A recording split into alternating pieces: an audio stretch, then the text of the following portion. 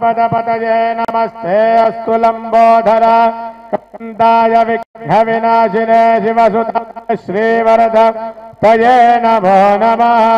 ओम लं नमस्ते गणपतये त्वमेव प्रत्यक्षं तत्त्वमसि त्वमेव केवलं कर्तासि त्वमेव केवलं धर्तासि त्वमेव केवलं हर्तासि त्वमेव सर्वं खल्विदं ब्रह्मासि साक्षादात्मासि नित्यम् उदं वच्मि सत्यं वच्मि त्वं मा अववत्तारम् अवश्रोतारम् अवधातारम् अवधातारम् अवानूचानमवशिष्यम् अवपश्चात्ताद् पुरस्तात् अवोत्तरात्ताद् अवदक्षिणात्तात् अवजोर्ध्वात्ताद् अवाधरात्तात् सर्वतो मां पाहि पाहि समन्ताद् वाङ्मयस्त्वञ्जन्मयः आनन्दमयस्त्वं ब्रह्ममयः सच्चिदानन्दाद्वितीयोऽसि प्रत्यक्षं ब्रह्मासि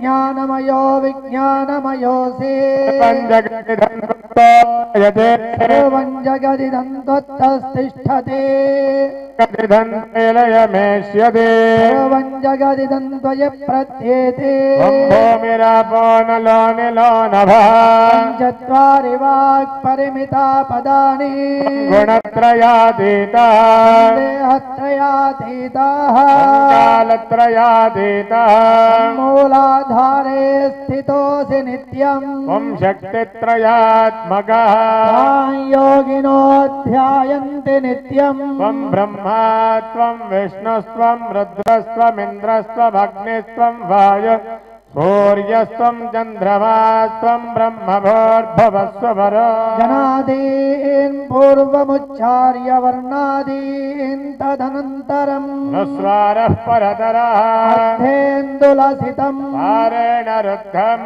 एतत्तव मनुस्वरूपम् ऋकारः पूर्वरूपम् अकारो मध्यमरूपम् अनुस्वारश्चान्त्यरूपम् बिन्दुरुत्तररूपम् नादस्सन्धानम् संहिता सन्धेः ऐषा गणेश विद्या गणकऋषेः गायत्रे छन्दः श्रीमहागणपतिर्देवता ॐ गणपतये नमः एकदन्ताय विद्महे वक्रतुण्डाय धीमहि तन्नो दन्ते प्रचोदयात् एकदन्तं चतुर्हस्तं पाशमङ्कुशधारिणम् स्वभञ्जवरदं हस्तैर्बिभ्राणं मोषगध्वजम् रक्तं लम्बोदरं शूर्पकर्णकं रक्तवाससं रक्तगन्धानुलिप्ताङ्गं रक्तपुष्पैः सुपूजितम् भक्तानुकम्पिनं देवं जगत्कारणमच्युतम्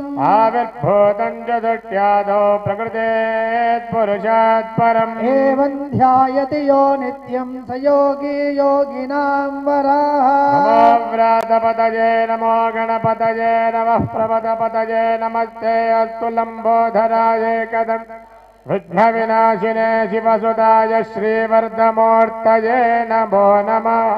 ओम लं नमस्ते गणपतये त्वमेव प्रत्यक्षं तत्त्वमसि त्वमेव केवलं कर्तासि त्वमेव केवलं धर्तासि त्वमेव केवलं हर्तासि त्वमेव सर्वं खल्विदं ब्रह्मासि त्वं साक्षादात्मासि नित्यम् उदं वच्मि सत्यं वच्मि अवत्वं मा अववक्तारम् अवश्रोतारम् अवदातारम् अवधातारम् अवानूचानमवशिष्यम् अवपश्चात्ताद् अवपुरस्तात् अवोत्तरात्ताद् अवदक्षिणात्तात् अवचोर्ध्वात्ताद् अवाधरात्तात् सर्वतो मां पाहि पाहि समन्ताद् वाङ्मयस्त्वञ्जन्मयः ब्रह्मानन्दमयस्त्वं ब्रह्ममयः सच्चिदानन्दाद्वितीयोऽसि त्वं प्रत्यक्षं ब्रह्मासि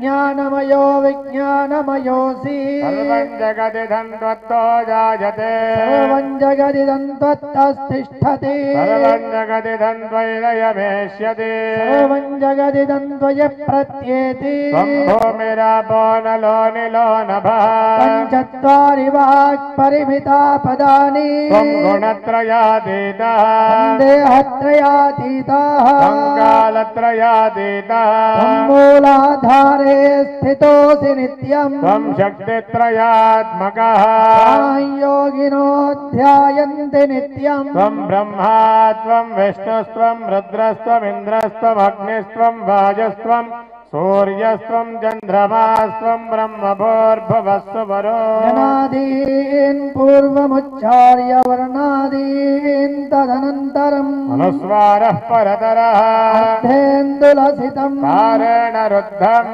एतत्तव मनुस्वरूपम् उकारः पूर्वरूपम् अकारो मध्यमरूपम् अनुस्वारश्चान्त्यरूपम् बिन्दुरुत्तररूपम् नादः सन्धारम् संहिता सन्धेः एषा गणेश विद्या गणकऋषेः गायत्री छन्दः महागणपतिर्देवता ॐ गं गणपतये नमः एकदन्ताय विद्महे वक्रतुण्डाय धीमहि तन्नो दन्तेः प्रचोदयात् एकदन्तं चतुर्हस्तं पाशमङ्कुशधारिणम् वदं च वरदं हस्तैर्बिभ्राणं मूषकध्वजम् रक्तल्लम्बोदरं शूर्पकर्णकं रक्तवाससम् रक्तगन्धानुलिप्ताङ्गं रक्तपुष्पैः सुपूजितम् भक्तानुकम्पिनं देवं जगत्कारणमच्युतम् आविर्भूतं च दुर्ज्ञातो प्रकृतेः परम् एवं ध्यायति यो नित्यं स योगी योगिनां वराः व्रातपतये नमो गणपतये नमः प्रपदपतये नमस्ते अस्तु लम्बोदर कदन्ताय विघ्नविनाशिने शिवसुताय श्रीवर्धमुक्तये नमो नमः ॐ लं नमस्ते गणपतये त्वमेव प्रत्यक्षं तत्त्वमसि त्वमेव केवलं कर्तासि त्वमेव केवलं दत्तासि त्वमेव केवलं हर्तासि त्वमेव सर्वं कल्विदं ब्रह्मासि साक्षादात्मासि नित्यम् तं वच्मि सत्यं वच्मि अवत्वं मा अववत्तारम् अवश्रोतारम् अवदातारम् अवधातारम् अवानूचानमवशिष्यम् अवपश्चात्ताद् अवपुरस्तात् उत्तरात्ताद् अवदक्षिणात्तात् अवजोर्ध्वात्ताद् अवाधरात्तात् पर्वतो मां पाहि पाहि समन्तात् वाङ्मयस्तञ्जन्मयः त्वमानन्दमयस्त्वं ब्रह्ममयः सच्चिदानन्दाद्वितीयोऽसि त्वं प्रत्यक्षं ब्रह्मासि ज्ञानमयो विज्ञानमयोऽसि सर्वं जगदिदं त्वत्तो जायते सर्वं जगदिदं त्वत्तस्तिष्ठते सर्वं जगदिदं त्वयिलयमेष्यति सर्वं जगदिदं त्वयि प्रत्येति त्वं भूमिरापो नलो निलो नभः चत्वारि वाक्परिमिता पदानि त्वं गुणत्रयातीतः देहत्रयातीताः त्वं कालत्रयातीतः मूलाधारे स्थितोऽसि नित्यम् त्वं शक्तित्रयात्मकः योगिनो ध्यायन्ति नित्यम् त्वं ब्रह्मा त्वं विष्णुस्त्वं रुद्रस्त्वमिन्द्रस्त्वमग्निस्त्वं वायुस्त्वं सूर्यस्त्वं चन्द्रमास्त्वं ब्रह्मभूर्भुवस्सु वरो नादीन् पूर्वमुच्चार्य वर्णादीन् तदनन्तरम् अनुस्वारः परतरः अर्थेन्दुलसितम् कारेण रुद्धम् एतत्तव मनुस्वरूपम् ऋकारः पूर्वरूपम् अकारो मध्यमरूपम् अनुस्वारश्चान्त्यरूपम् बिन्दुरुत्तररूपम् नादः सन्धानम् संहिता सन्धेः एषा गणेश विद्या गणकऋषेः श्रीमहागणपतिर्देवता एकदन्ताय विद्महे वक्रतुण्डाय धीमहि एकदन्तं चतुर्हस्तं पाशमङ्कुशधारिणम् रत्तं लम्बोदरं शूर्पकर्णकं रक्तवाससं भक्तानुकम्पिनं देवं जगत्कारणमच्युतम्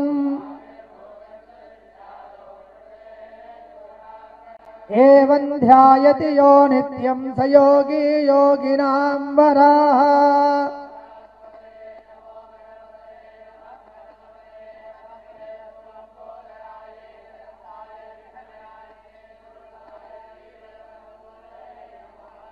ओम लं नमस्ते गणपतये त्वक्षं तत्त्वमसि त्वमेव केवलं कर्तासि त्वमेव केवलं धर्तासि त्वमेव केवलं हर्तासि त्वमेव सर्वं खल्विदं ब्रह्मासि त्वं साक्षादात्मासि नित्यं ऋतं वच्मि सत्यं वच्मि अवत्वं मा अवभक्तारम् अवश्रोतारम् अवदातारम् अवधातारम् अवानूचानमवशिष्यम् अवपश्चात्ताद् अवपुरस्तात् अवोत्तरात्ताद् अवदक्षिणात्तात् अवचोर्ध्वात्ताद् अवधरात्तात् सर्वतो मां पाहि पाहि समन्ताद् वाङ्मयस्त्वं चिन्मयः त्वमानन्दमयस्त्वं ब्रह्ममयः सच्चिदानन्दाद्वितीयोऽसि त्वं प्रत्यक्षं ब्रह्मासि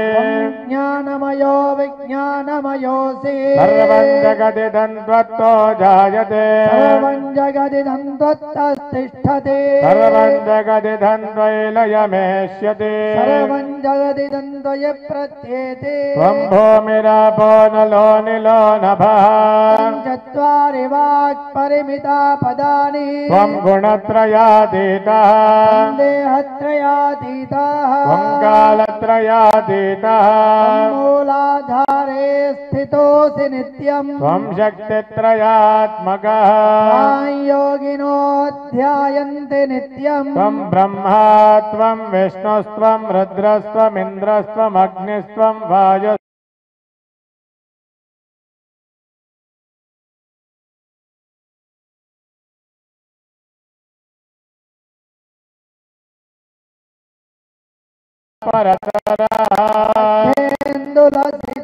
तारेण रुद्धम् एतत्तव मनुस्वरूपम् ऋकारः पूर्वरूपम् अकारो मध्यमरूपम् अनुस्वारश्चान्त्यरूपम् बिन्दुरुत्तररूपम् नादः सन्धानम् संहिताः सन्धिः सैषा गणेश विद्या कनकऋषेः गायत्री छन्दः महागणपतिर्देवता ॐ गं गणपतये नमः एकदन्ताय विद्महे वक्रतुण्डाय धीमहि तन्नो दन्ते प्रचोदयात् एकदन्तं चतुर्हस्तं पाशमङ्कुशधारिणम् रथं च वरदं हस्तैर्बिभ्राणं मोषगध्वजम् रक्तं लम्बोदरं शूर्पकर्णकं रक्तवाससं रक्तगन्धानुलिप्ताङ्गं रक्तपुष्पैः सुपूजितम् भक्तानुकम्पिनं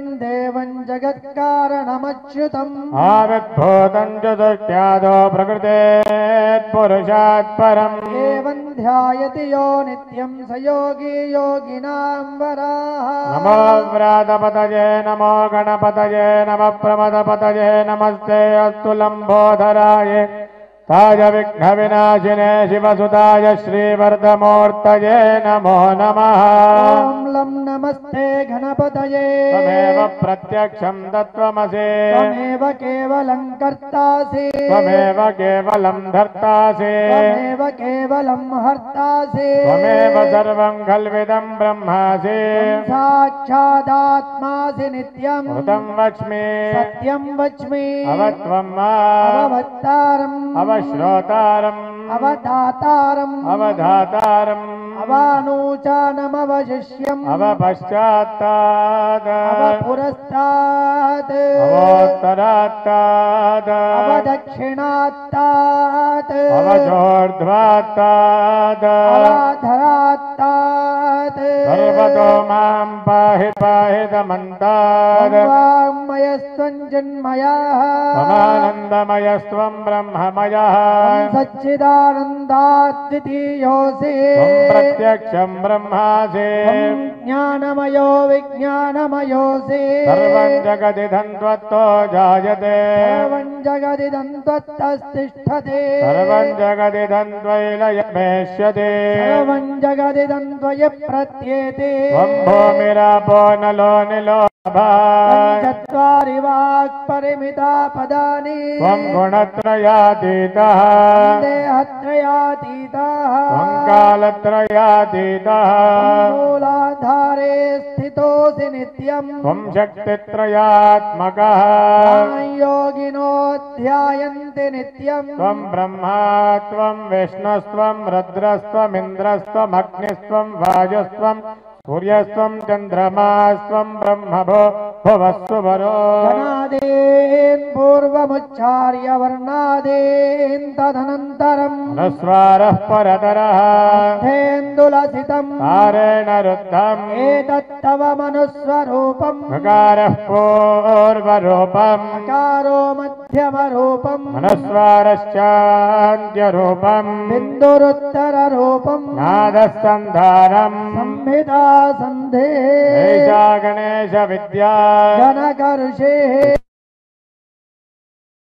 महागणपतिर्देवः गणपतये नमः एकदन्ताय विद्महे वक्रतुण्डाय धीमहि तन्नो दन्ते प्रचोदयात् एकदन्तं चतुर्हस्तं पाशमङ्कुशधारिणम् रथं च वरदं हस्तैर्बिभ्राणं मोषगध्वजम् रक्तं लम्बोदरं शूर्पकर्णकं रक्तवाससं रक्तगन्धानुलिप्ताङ्गं रक्तपुष्पैः सुपूजितम् भक्तानुकम्पिनं देवं जगत्कारणमच्युतम् आविर्भूतं चतुर्ख्यातो प्रकृतेत् पुरुषात् परम् एवं ध्यायति यो नित्यं स योगी योगिनां वराः नमो व्रातपतये नमो गणपतये नमः प्रमदपतये नमस्ते अस्तु लम्बोदराय विघ्नविनाशिने शिवसुताय श्रीवर्धमूर्तये नमो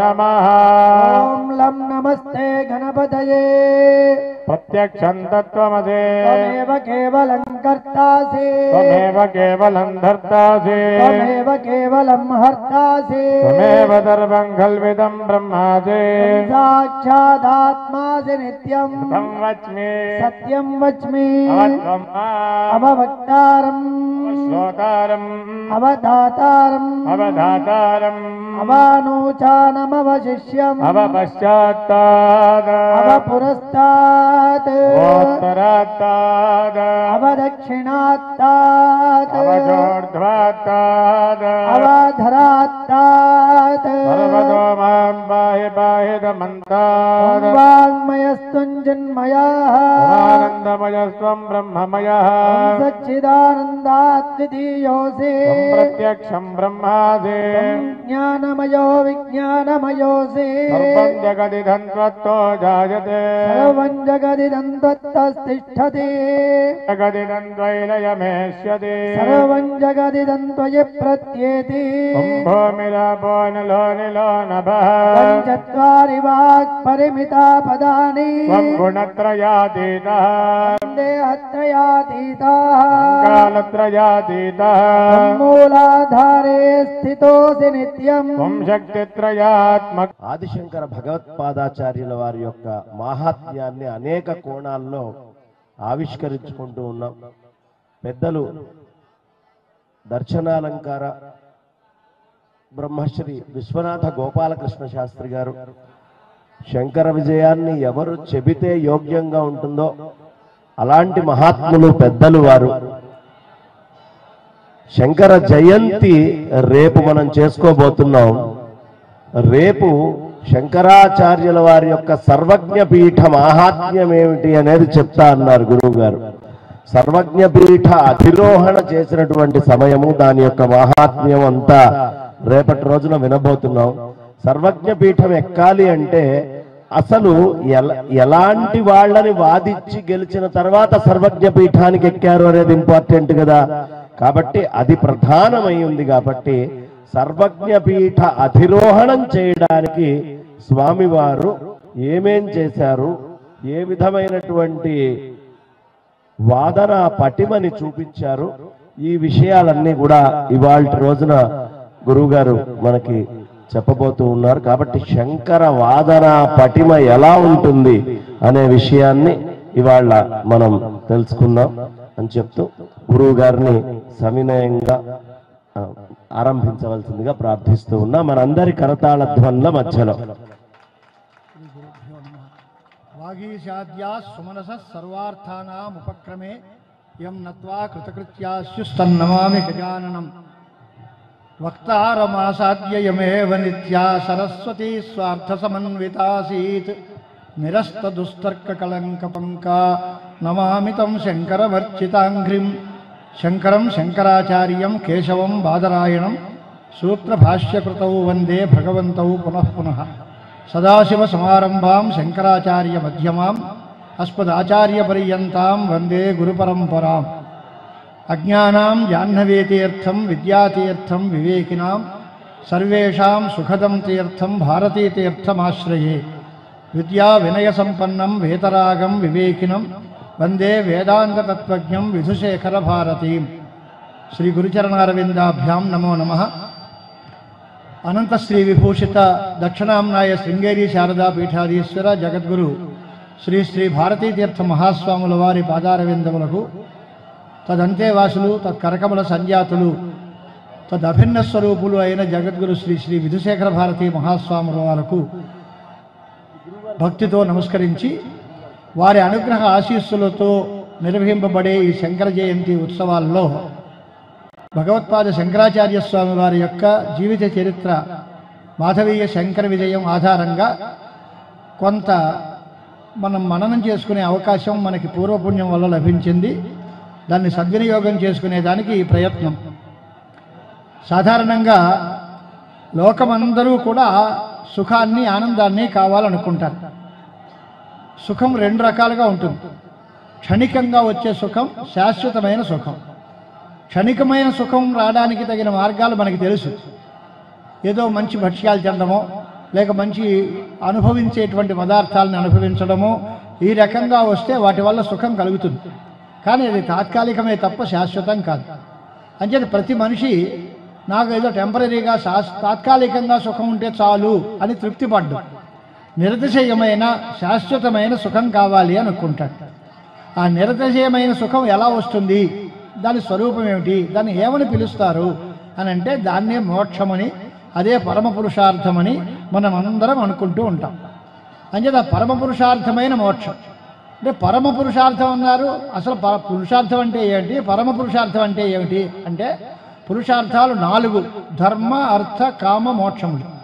వాటిల్లో పరమం అంటే అన్నిటికంటే గొప్పది అని అంటారు. గొప్పదైన పురుషార్థం ఏది అంటే మోక్షం. ఎందువల్ల అని అంటే ఆ మోక్షం పొందిన తర్వాత మరి ఏ కోరిక ఉండదు. ఇంకా ధర్మాచరణం చేస్తూ ఉన్నా కోరిక ఉంటుంది. డబ్బు సంపాదించినా కోరికలు మిగులుతాయి. కామాన్ని అనుభవించినా కోరిక మిగులుతుంది. కానీ మోక్షం వచ్చిన తర్వాత మాత్రం ఏ కోరిక ఉండదు. కనుక అన్ని కోరికలు తీరి ఆనందమయమైన స్థితి పొందేదానికి మోక్షం అని పేరు. ఆ మోక్షం వచ్చిన తర్వాత మళ్ళీ మనకి పుట్టుకే ఉండదు. అలా పునరావృత్తి రహితమైన శాశ్వత బ్రహ్మపదం అనేది పొందాలి అంటే దానికి మార్గం ఏమిటి అనేది ఆలోచించాలి. దానికోసమే వేదాంత శాస్త్రం అంతా మనకు ఉపదేశం చేస్తుంది. దేనివల్ల మోక్షం వస్తుంది అని అంటే ఆత్మ దర్శనం వల్ల మోక్షం వస్తుంది. ఆత్మను తెలుసుకుంటేనే మోక్షం. అంతే తప్ప ఏదో అధ్యయనం చేశాం, లేకపోతే దాన ధర్మాలు చేశాం, లేకపోతే తీర్థయాత్రలు చేశాం, అనేక రకాల యజ్ఞయాగాది కర్మానుష్ఠానాలు చేశాం, వీటి వల్ల మోక్షం వస్తుందా అంటే రాదు అని. మరి ఇవన్నీ వ్యర్థములేనా? వ్యర్థములు కాదు, ఇవన్నీ చేయాల్సిందే. మరి ఇవన్నీ చేయాల్సిందే అంటారు, వీటి వల్ల మోక్షం రాదంటారు. దీనికి దానికి పరస్పర విరుద్ధమైన మాటలు మాట్లాడుతున్నారండి మీరు. కర్మాచరణం అంతా చేయాల్సిందే అని ఒక ఆయన చెప్తున్నాడు. భక్తితో దేవుణ్ణి కొలవాలి, ఉపాసన చేయాలి అని మరికొందరు అంటున్నారు.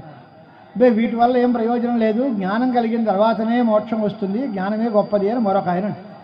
ఏమిటి ఈ మూడు రకాలుగా చెప్తే మేము ఏం వినాలి? మేము కర్మాచరణం చేయాలా, లేక భగవంతుడిని ఉపాసించాలా, లేక జ్ఞానం పొందాలా?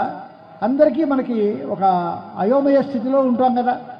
అంచేతనే అర్జునుడు కృష్ణ పరమాత్మ చెప్పిన ఉపదేశాలు విన్న తర్వాత బుద్ధిం మోహయసి ఇవమే అన్నాడు. నా మోహం వచ్చేస్తుంది బుద్ధికి, నాకేం తోచట్లేదు. ఓసారి ఇలా అంటావు, ఓసారి అలా అంటావు, కర్మ మంచిదంటావు, జ్ఞానం మంచిదంటావు, ఒకసారి కర్మే చెయ్యంటావు, నీ జ్ఞానం గొప్పదంటావు. గొప్పదైతే అదే ఎందుకు నాకు చెప్పలు? తత్కిం కర్మణి ఘోరే మాం నియోజయసి కేశవ అని అడిగాడు. జ్ఞానం గొప్పది అంటే ఈ ఘోరమైన కర్మలో నన్ను ఎందుకు పాటేస్తున్నావు? యుద్ధం చేయి అంటావు ఎందుకు అని అడిగాడు. అంచేత ఈ ప్రశ్నలకన్నిటికీ సమాధానం ఎక్కడ దొరుకుతుంది అంటే శంకర భగవత్పాదాచార్యుల వాంగ్మయంలోనే సామరస్యం, సమన్వయం, అన్నిటికీ ఒక తాత్పర్యం, ఇవన్నీ నిర్ణయింపబడతాయి. లేకపోతే దేనికి దానికే ముక్కలుగా ఉంటుంది. వాటన్నిటికీ ఒక వ్యవస్థ ఏర్పాటు చేసి ఇదిగో ఇది క్రమం, ఈ క్రమంలో మీరు నడిస్తే మీకు చక్కగా గమ్యం సుగమంగా చేర్చుకునేటువంటి అవకాశం ఉంటుంది. ఏ మార్గంలో నడిస్తే లక్ష్యాన్ని మనం తొందరగా చేరగలం, లక్ష్యం ఏమిటి, మార్గం ఏమిటి, ఈ రెండూ ఆలోచించుకోవాలి. కర్మ భక్తి అనేవి మార్గాలు, జ్ఞానం వల్ల కలిగే మోక్షము అనేది గమ్యస్థానం. గమ్యస్థానం ఒకటే ఉంటుంది. ఆ గమ్యాన్ని పొందడానికి మనం ఈ ఉపాయాలు అక్కర్లేదు అంటే గమ్యం పొందే ప్రసక్తే లేదు. చేత మనం రైలు ఎక్కువ, బస్సు ఎక్కువ ప్రయాణం చేస్తే మనం చేరవలసిన చోటుకి చేరతాం తప్ప చేరవలసిన చోటు మాకు ముఖ్యమండి, ఈ ప్రయాణాలు ఎందుకండి అంటే వెళ్ళడం ఎలాగా? వెళ్ళాలి అంటే ఇవి లేకపోతే వెళ్ళలేం కదా. అలాగే మోక్షం పొందాలి అంటే కూడా కర్మాచరణం కావాల్సిందే, ఏకాగ్రత కోసం ఉపాసన కూడా కావాల్సిందే. కానీ వీటి వల్లే మోక్షం వస్తుందా అంటే రాదు. ఆ బస్సులోనే మనం కూర్చుంటే ఇంక చివరికి చేరేటప్పుడు నేను బస్సును వదలనండి, బస్సులో కావాలండి అంటే ఆ బస్సులో కూర్చుంటే జీవితం తెల్లారిపోతుంది. వెళ్ళాలి కదా. కొంతవరకు దీన్ని అనుసరించి తర్వాత దీన్ని విడిచిపెట్టి గమ్యస్థానాన్ని పొందాలి. అంచేతే దానికి ఉపాయములు అని పేరు. ఉపాయము అనే మాటకి అర్థం ఏమిటి అంటే ఉపాదాయాపి హేయాహ తాను ఉపాయాన్ ప్రచక్షతే అంటే కొంతవరకు దాన్ని స్వీకరించి తర్వాత దాన్ని వదిలేయడం. ఎంతవరకు పట్టుకోవాలి అంటే దానివల్ల కలిగే లాభం అంతా మనకు వచ్చే వరకు పట్టుకోవాలి. ఆ తర్వాత దాన్ని వదిలేసి గమ్యస్థానాన్ని పొందడానికి ప్రయత్నం చేయాలి. అంచేత కర్మాచరణం చేస్తూ దానివల్ల వచ్చేటువంటి చిత్తశుద్ధిని సంపాదించుకోవాలి. అంతవరకు కర్మ కావాలి. చిత్త ఏకాగ్రత కోసం ఉపాసన కావాలి.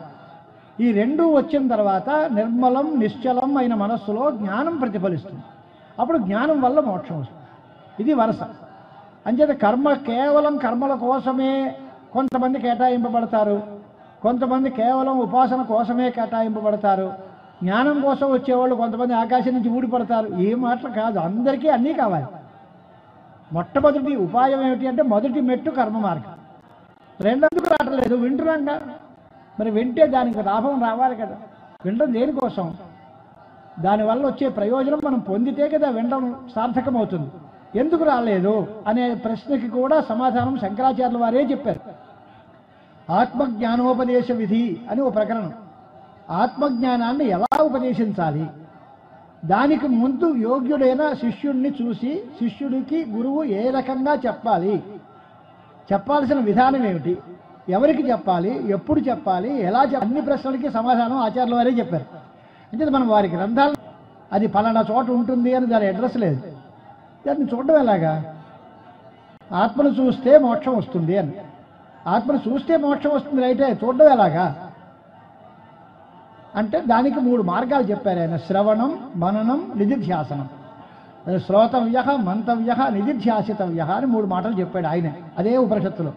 ఆత్మావారే ద్రష్టవ్య, శ్రోతవ్యో, మంతవ్యో, నిధిధ్యాసితవ్య. అంటే శ్రవణం చేయాలి. శ్రవణం అంటే కేవలం వినడం కాదు, దాని యందు తాత్పర్యంతో ఈ వేదవాక్యాలన్నీ పరబ్రహ్మమునే బోధిస్తాయి అనే విశ్వాసంతో చక్కగా సంప్రదాయ సిద్ధంగా గురువు దగ్గర వినాలి. విని వదిలేస్తే అప్పుడు మనలాంటి వాళ్ళం అవుతాం. గురోరథీతం గురవే నివేదితం అని ఎంత బాగా చెప్పారో. ఏం చెప్పారు? ఏమోనండి, ఏమో తెలియదు కానీ ఎంత బాగా చెప్పారో తెలియదు. అబ్బా ఎంత బాగుందో. ఏం చెప్పాడు ఏమో ఆయన్ని అడగాలి, మళ్ళీ మనకి తెలియదు. మరి అదేం శ్రవణం, అదేం దానివల్ల ఏం లాభం అని అంటే తర్వాత మననం చేయాలి. విన్నదాన్ని యుక్తులతో చింతన చేసి ఆయన చెప్పింది నిజమా కాదా, అవునా కాదా పరిశీలన చేయాలి. ఆ పరిశీలన చేయడానికి తర్కం కావాలి. తర్క బలంతో విచారణ చేసి మేమేదో విన్నాం అవునా కాదా పరీక్ష చేయాలి. ఆ పరీక్ష చేసి దాన్ని నిగ్గు తేల్చి దాని మీద ధ్యానం పెట్టుకుని ఏకాగ్రంగా ఆ వస్తువును చూస్తే అప్పుడు మనకి ఆత్మదర్శనం కలుగుతుంది అనేది ఆ ఉపనిషత్తు తాలూకు సహాయం.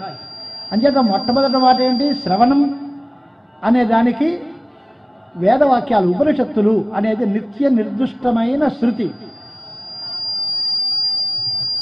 శృతి వల్ల మాత్రమే వినాలి. దానికి పరీక్షకి తర్కం సహాయం కావాలి. అంటే కేవల తర్కము పనికిరాదు, కేవలం వినడము పనికిరాదు. ఇప్పుడు మూఢనమ్మకాలుగా విని ప్రతిదీ చెప్పింది ఎలా చేసేస్తామండి అంటే వాడు మనం లోకు కట్టేసి నువ్వు ఇలా చేయి అలా చేయి అంటూ ఉంటాడు. అలా చెప్పింది ఎలా చేసేటివేనా ఇంకా అంటే అది కాదు. కానీ మన పరిశీలన చేయాలి అంటే మనం ఆలోచించి నాకు తోచిందే చేస్తారంటే అది మంచిది కాదు. చెప్పింది వినాలి, అది మంచో చెడ్డో ఆలోచించాలి, అప్పుడు దాన్ని ఆచరణలో పెట్టుకోవాలి. అంచేత వినడము అవసరమే, దాన్ని పరీక్షించడము అవసరమే. వినడానికి సాధనం ఏమిటి అంటే ఉపనిషత్తులు. శ్రోతవ్య శృతివాక్యేభ్య అని ఉంది. శృతివాక్యాల ద్వారా వినాలి. పరీక్ష ఏం చేయాలి అంటే తర్కంతో యుక్తులతో దాన్ని పరీక్ష చేయాలి. అంచేతనే శృతికి సహాయంగా యుక్తి కావాలి అని శంకరాచార్య స్వామి వారు అంటారు, శృతిమతస్తర్కోనుసంధీయతాం వేదశాస్త్ర అవిరోధీ తర్కశ్చక్షురపశ్యతాం. వేదశాస్త్రాలకి విరుద్ధంగా లేనంత వరకు ఊహించడం, పరిశీలించడం ఇదంతా అవసరమే. కానీ వేదానికి విరుద్ధంగా శుష్కతర్కం పిడివాదం చేస్తారంటే మాత్రం పనికిరాదు.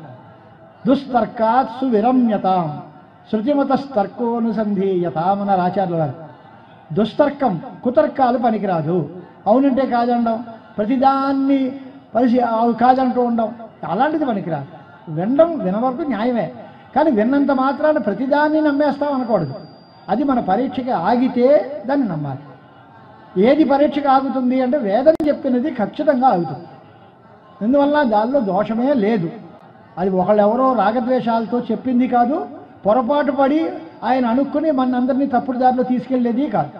దానికి వక్తే లేదు కనుక అపౌరుషేయమైన వేదవాక్కు మనకి ఎప్పుడూ సన్మార్గాన్నే ఉపదేశిస్తుంది. కనుక శృతి అనుగృహీతమైన తర్కం, వేదశాస్త్ర అవిరోధీ తర్క చక్షురపశ్యతాం. వేదశాస్త్ర అవిరుద్ధమైన తర్కాన్ని ఆశ్రయించాలి అన్నారు. అదే మాట పండితో మేధావి గంధారానేవోపసంపద్యతే అనేటువంటి శృతి తర్కం కూడా కావాలి అనేటువంటి అభిప్రాయాన్ని చెబుతోంది. ఇప్పుడు ఆ తర్కంతో విన్నదేమిటి, తర్కంతో ఈయన ఆలోచించేది ఏమిటి, వీరి వాదంలో యుక్తులు ఎలా ఉంటాయి, వాటిని గురించి సరదాగా కొంత ఉదాహరణ రూపంగా కొన్ని మాటలు మాట్లాడుకుందాం.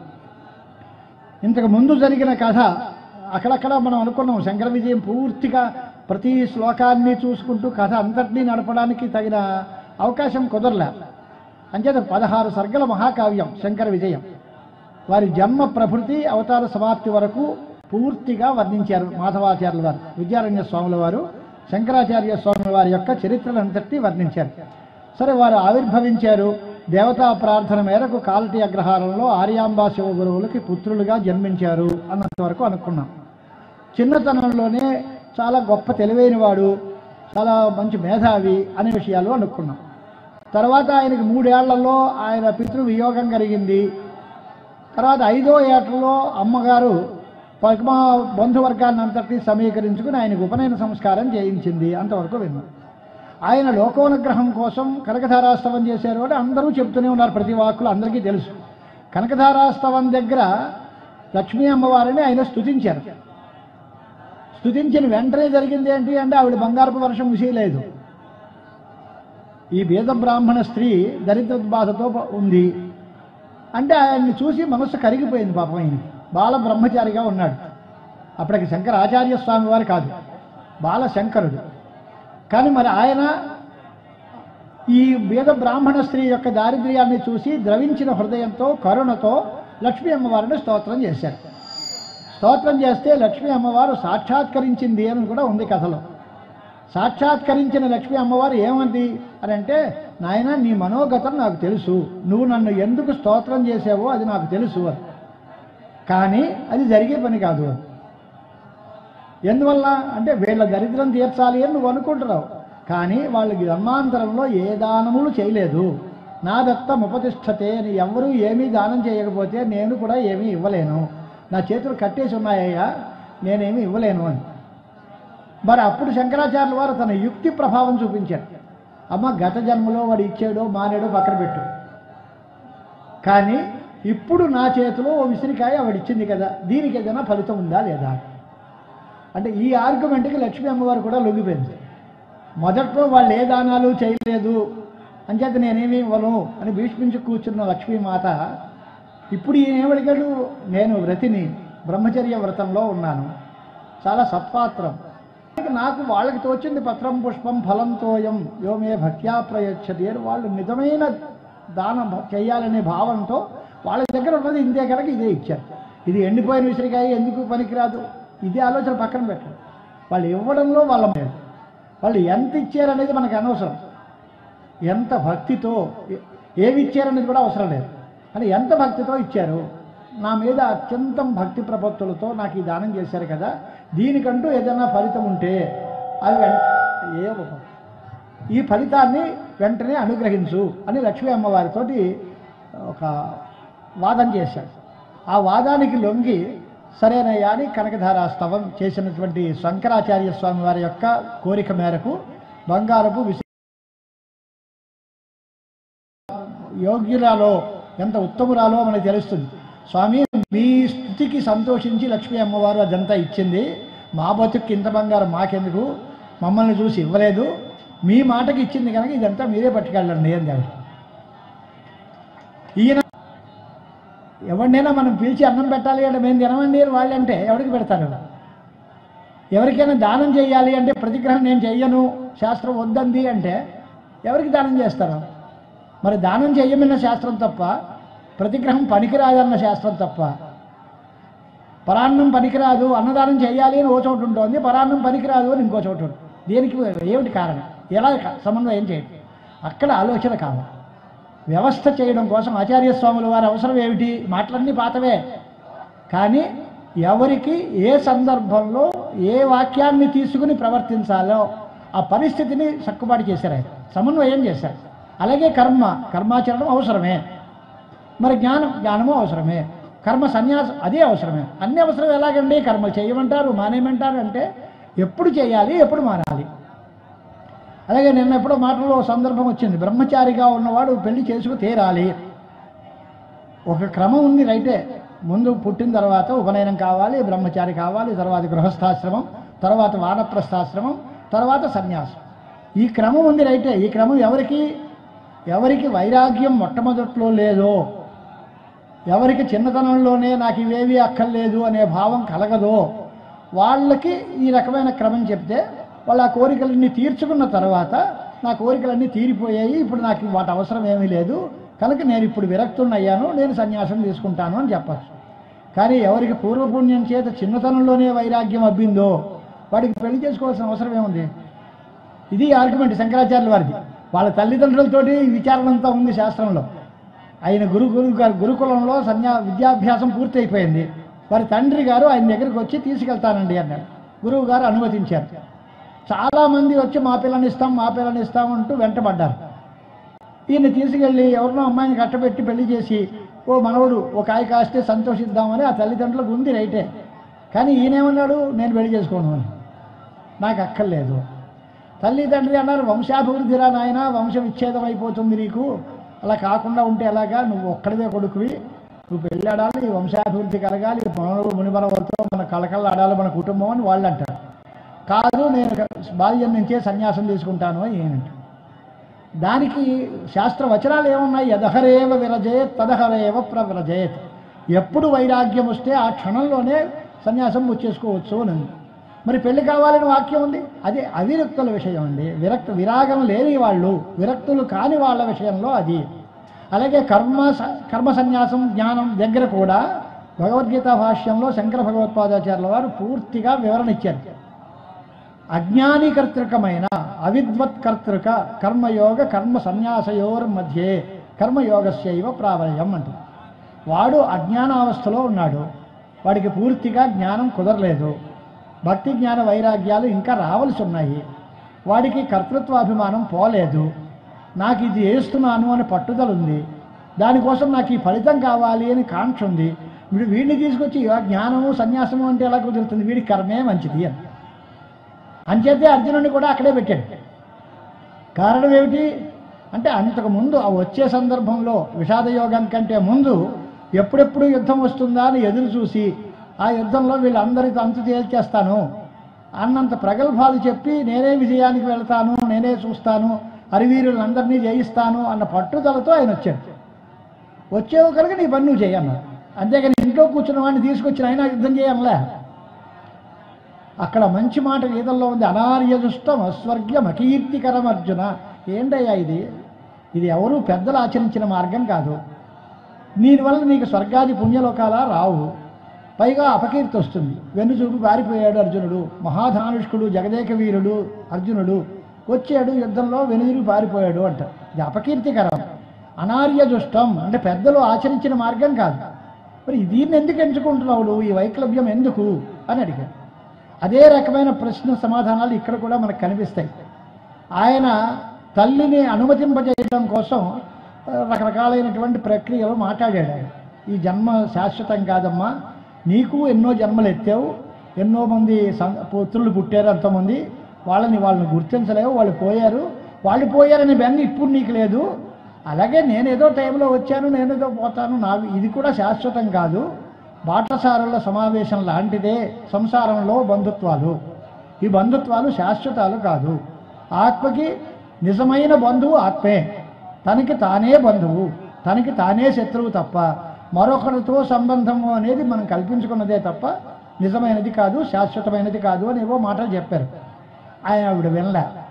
వినకపోతే ఆవిడ్ని నచ్చజేయడం కోసం, అమ్మ నేను నీ ఇంట్లో ఉన్నానే అనుకోగాసేపు, అప్పుడు నా వల్ల నీకేం లాభం అంటే, అదేంట్రా నాన్న, నా కష్ట సుఖాలు చూస్తావు, నాకు ఏదైనా రోగం వస్తే మందు ఇప్పిస్తావు, కాళ్ళు లాగితే కాళ్ళు పడతావు, అన్నం పెడతావు, అవన్నీ మన బంధువర్గం చేస్తారు. నాకున్న డబ్బు అంతా వాళ్ళకి అప్పచెప్తాను, వాళ్ళు లోకాపవాదం కోసమైనా నీకు అన్ని సేవలు చేస్తారు. ఆవిడంది అది కంటే తర్వాత ఎవడో కూడా చేస్తాడు, వృద్ధాశ్రమంలోకి చేర్పించేసినా వాళ్ళు అన్నం పెడతారు. కానీ ఏకపుత్రుడుగా ఉన్నటువంటి నాకు సంస్కారం, మరణ కాలంలో సంస్కారం చేయాలంటే అది నువ్వు తప్ప ఇంకెవరూ చేసేది కాదు కదా, నువ్వు సన్యాసం పుచ్చుకుని వెళ్ళిపోతే ఎలాగా అని అంటే, అమ్మ నేను తప్పనిసరిగా రాత్రి వేళ కానీ పగల వేళ కానీ ఎప్పుడైనా సరే నీకు అలాంటి ఉపద్రవ పరిస్థితి ఏర్పడితే నువ్వు నన్ను తలుచుకో, నేను నీ కళ్ళ ముందు సాక్షాత్కరిస్తాను, నా చేతులతో నీకు సంస్కారం జరుపుతాను అని కూడా అన్నారు. అప్పటికే ఆవిడ సంతోషించి ఇంక నేను అలాగా అయినా సమ్మతించలే. దానికోసం ఒక మాయా మొసలి వ్యవహారం కల్పించాడు. అక్కడికి వెళ్ళేటప్పుడు అది ఎంత మాయాని ఎలా తెలుస్తుంది అంటే, ఆ మొసలి పట్టుకుంది అని అనేటప్పుడు ఆయన ముఖంలో ఏమాత్రము భయం కానీ లేకపోతే కోపం కానీ ద్వేషం కానీ ఇలాంటివి ఏవీ కనపడలేదట. ఆ మొసలి మీద కోపమైనా రావాలి, లేదా మొసలి చూసి భయపడి ప్రాణం పోతుందేమో అని భయమైనా ఉండాలి. అత్ర సన్ అని ప్రయోగం చేస్తారు విద్యారాయణ వాళ్ళు. ఎక్కడ ఆయనకి దుఃఖమే లేదట. మొసలి కాలు పట్టేసుకుని కాలు లాగేస్తోంది కిందకి అన్నా ఆయనకి ఎటువంటి దుఃఖము లేదు. ఎటువంటి దుఃఖాన్ని అనుభవించకుండానే అమ్మవారితోటి మాట్లాడింది. ఈ మొసలు నన్ను వదలటం లేదమ్మా, వదలలేదు, మరి ఇప్పుడు కనుక ఇలాగే వదిలేస్తే అది పట్టుకెళ్ళిపోతుంది, ఇప్పుడే ఈ జీవితం సమాప్తం అయిపోతుంది. అలా కాదు, నువ్వు సన్యాసానికి అనుమతిస్తే ఇది వదిలేస్తుంది, అప్పుడు నేను బతుకుతాను. అప్పుడు ఆవిడంది అనిష్టపూర్వకంగానే, నాయనా నువ్వు బతికుండని నాకు కావాలి, కానీ ఈ బ్రహ్మచారిగా ఉన్నావా, పెళ్లి చేసుకుని బతుకున్నావా, లేక సన్యాసిగా బతుకున్నావా, అది కాదురా నాయన, నువ్వు చిరంజీవిగా ఉండాలి, అదే నా కోరిక. సన్యాసం ఇప్పుడు అలాంటి పరిస్థితే వచ్చి నువ్వు బయటపడడం కష్టమే అంటే పోనీ సన్యాసం తీసుకుంటే తీసుకోరా అని యథాలాభంగా ఒప్పుకుందాం. వెంటనే అలాగే అంతకుముందు లక్ష్మీ పూర్ణానది ప్రవాహాన్ని మరల్చారు. ఆ పూర్ణానది ప్రవాహం ఎందుకు మరల్చారు అంటే తల్లి గారికి సౌకర్యం కోసం.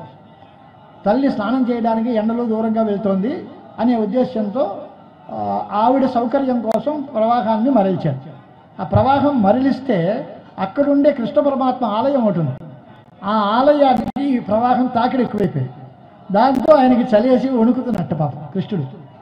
ఆ కృష్ణ ఏంట్రా బాబు, సూరి పెళ్లి సుబ్బిచావుకి వచ్చిందని మనం తెలుగులో సామెత చెబుతాం. మీ అమ్మ స్నానం చేయడానికి నా మీద పెట్టేసేవేమిటి గోలంతాను, నేను భరించలేకపోతున్నాను అన్నట్టు. నా మీదకి ఈ ప్రవాహం అంతా తీసుకొచ్చేవేమిటంటే ఆయన్ని తీసుకొచ్చి పైకి ఎత్తి మొట్టమొదటి ప్రతిష్ట శంకరాచార్య స్వామి వారు ఈ భూమండలంలో చాలా దేవాలయాలకి ప్రతిష్టలు చేశారు. చాలా శ్రీచక్రాలని స్వయంగా అనుగ్రహించారు. మొట్టమొదటిగా కృష్ణ దేవాలయం మనకి కాలడీ అగ్రహారంలో పూర్ణానదీ తటంలో ఉండే బాలకృష్ణ దేవాలయాన్ని ఆయన పునరుద్ధరించారు. అక్కడి నుంచి పైన ఎత్తి పెట్టారు.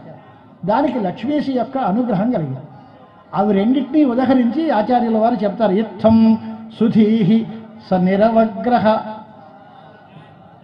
మాతృలక్ష్మీశానుగ్రహ. తల్లి యొక్క అనుగ్రహము, లక్ష్మీపతి యొక్క అనుగ్రహము రెండు వచ్చేయాలి. రెండు కట్టాలి. ఆ మకరం అంటే మొసలి పట్టేసుకున్నప్పుడు మొసలిలోంచి బయటపడడం కోసం తల్లి అనుగ్రహం వచ్చింది. ఆ కృష్ణస్వామిని పునరుద్ధరించి పునః మళ్ళీ ఆయన్ని ప్రతిష్ఠ చేయడం వల్ల లక్ష్మీపతి యొక్క అనుగ్రహం వచ్చింది. ఈ రెండు అనుగ్రహాలు వచ్చాయి. ఆ తర్వాత ఘటజబోధిత భావివేది, అగస్త్యుల వారు వచ్చారు కదా కుంభసంభవుడు. ఆ కుంభసంభవుడు వచ్చి ఈయనకి 8 ఏళ్ళే ఆయుర్దాయము అనే విషయాన్ని ఆయన చెప్పాడు. ఇది విన్నాడు ఈయన. తన భవిష్యత్తు అగస్త్యుల ముఖంలో విన్నాడు. తల్లి అనుమతి తీసుకున్నాడు. కృష్ణ పరమాత్మ యొక్క అనుగ్రహం పొందాడు. ఈ అయిన తర్వాత ఇంకా ఏకాంతత విగత భోగ్య పదార్థ తృష్ణ కృష్ణే ప్రతీచి నిరతో నిరగన్నిశాంతాత్. అలాంటప్పుడు దీనిలోంచి బయటకు వచ్చి నేను ఇక ఆశ్రమ స్వీకారం చేయడానికి వెళ్ళిపోతాము అనుకున్నాడు. ఆ ఆశ్రమ స్వీకారం చేసేటువంటి పరిస్థితులకు వెళ్ళేటప్పుడు ఎవరి దగ్గరికి వెళ్ళాలి? శ్రోత్రియుడు బ్రహ్మనిష్ఠుడు అయినటువంటి గురువుని సేవించుకోవాలి అని ఉపనిషత్తులు ఉన్నాయి. మామూలుగా మనకు పరిప్రశ్నేన సేవయా అని పరిప్రశ్న చేయాలి, సేవ చేయాలి. అలాగే గురువుని ప్రసన్నం చేసుకోవాలి. అప్పుడు సద్గురువులు ఉపదేశిస్తారు. ఉపదేశ్యంతి తే జ్ఞానం జ్ఞానిన తత్వదర్శిన. వాళ్ళు తత్వదర్శులై ఉండరు, వాళ్ళు జ్ఞానులైన వాళ్ళు. వారి దగ్గరికి శరణు వేడితే వీళ్ళు ఈ శిష్యుల యందుండే అనుగ్రహ బుద్ధితో వారు సదుపదేశం చేస్తారు, ఆత్మతత్వాన్ని మనకు ఉపదేశం చేస్తారు అనే మాటలు ఉన్నాయి. అలాంటి లక్షణాలు కలిగినటువంటి మహాపురుషుడు ఎవడున్నాడు అని వెతుక్కుంటున్నాడు ఈయన. ఎవరు మాకు సరి అయినటువంటి గురువు, నాకు సరి అయిన మార్గం చూపించేటువంటి గురువు ఎవరున్నారు అని వెతికితే ఈయన కళ్ళ దూర్పిడి యంత్రానికి పడింది. గోవింద భగవత్పాదాచార్యుల వారు కంట్లో పడ్డారు. ఆయన ఎలాంటి వాడు? యస్య త్రినేత్రాపర విగ్రహస్య కామేన నాస్తియత దృక్పథేపి అని మాట విద్యారణ్యుల వారు శంకరుల మీద ఉండే భక్తితో చెప్పే మాట. ఈయన ఎవరయ్యా? శంకరులు అంటే ఎవరు? సామాన్యమైన బ్రహ్మచార కాదుగా, పరమేశ్వర అవతారం. త్రినేత్ర అపర విగ్రహుడు, త్రినేత్రుడి యొక్క అపర విగ్రహం. త్రినేత్రుడి యొక్క లక్షణం ఏమిటి అంటే కామజయం, కామారి. ఆయన మదనుడిని జయించి కామ దహనం చేసినటువంటి మహాపురుషుడు. ఆయన అవతారం చేసిన వాడు ఈయన.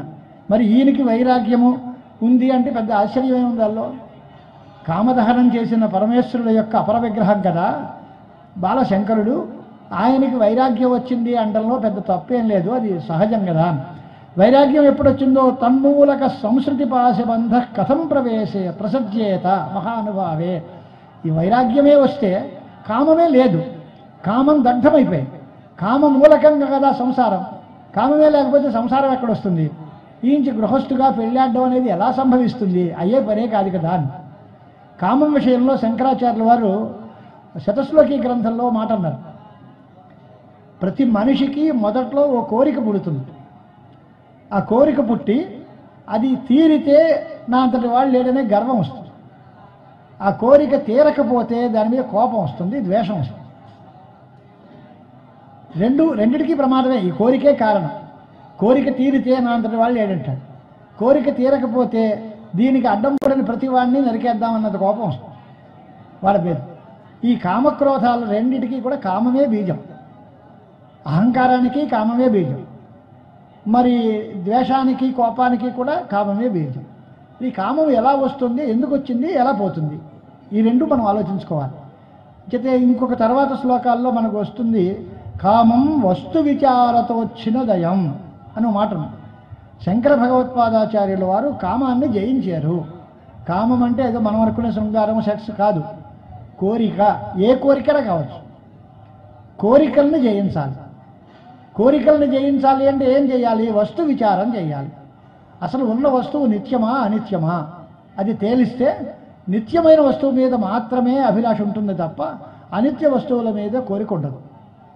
అనిత్యమైన వస్తువులు ఏవేమిటో తెలుసుకుని దాని యొక్క క్వాలిటీ బాగా పరిశీలిస్తే అదే ఇది నిలబడదు, మన్నిగా ఉండదు, నాణ్యత లేదు అంటే ఇది నాకు అక్కర్లేదు అంట. అలాగే ప్రపంచంలో ఉండే పదార్థాలన్నిటినీ పరిశీలించి ఏది ఆత్మవస్తువు ఏది అనాత్మ వస్తువు అని తేల్చుకుంటే అనాత్మ వస్తువుల మీద కామం రాదు. అంచేత కోరికను తీర్చుకునే దానికి మార్గం ఏది అంటే నిత్య అనిత్య వస్తు విచారము. అంచేతనే మొట్టమొదట్లో స్వాముల వారు చెప్పింది కామం వస్తు విచారతోచ్చినదయం. వస్తు విచారం చేసి కామాన్ని తీర్చుకున్నారు, ఆయన ఛేదించుకున్నారు. వస్తు విచారం ఎలా చేస్తారు, ఎలా చేయాలి అనే దగ్గర ఈ గోవింద భగవత్పాదాచార్యుల వారి దగ్గరికి శంకరాచార్యుల వారు వెళితే అక్కడ వస్తు విచారం ఎలా జరిగిందో అనేది వాదపరిచబల్లో ఆయన యొక్క మాటల్లో ఎలా కనిపిస్తుందో చూద్దాం మనం.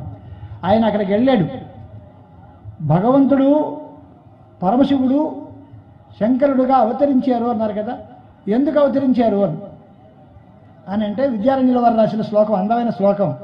స్మరేణ కిల మోహితవు విధి విధూజ జాతు ఉత్పథవు తథా అహమపి మోహినీ కచ కుచాది వీక్షాపరః అగాం అహహ మోహినీమితి విమృశ్య సహ అజాగరీద్యతీశ వపుషా శివ స్మరకృత ఆర్తి వార్తోజ్జిత.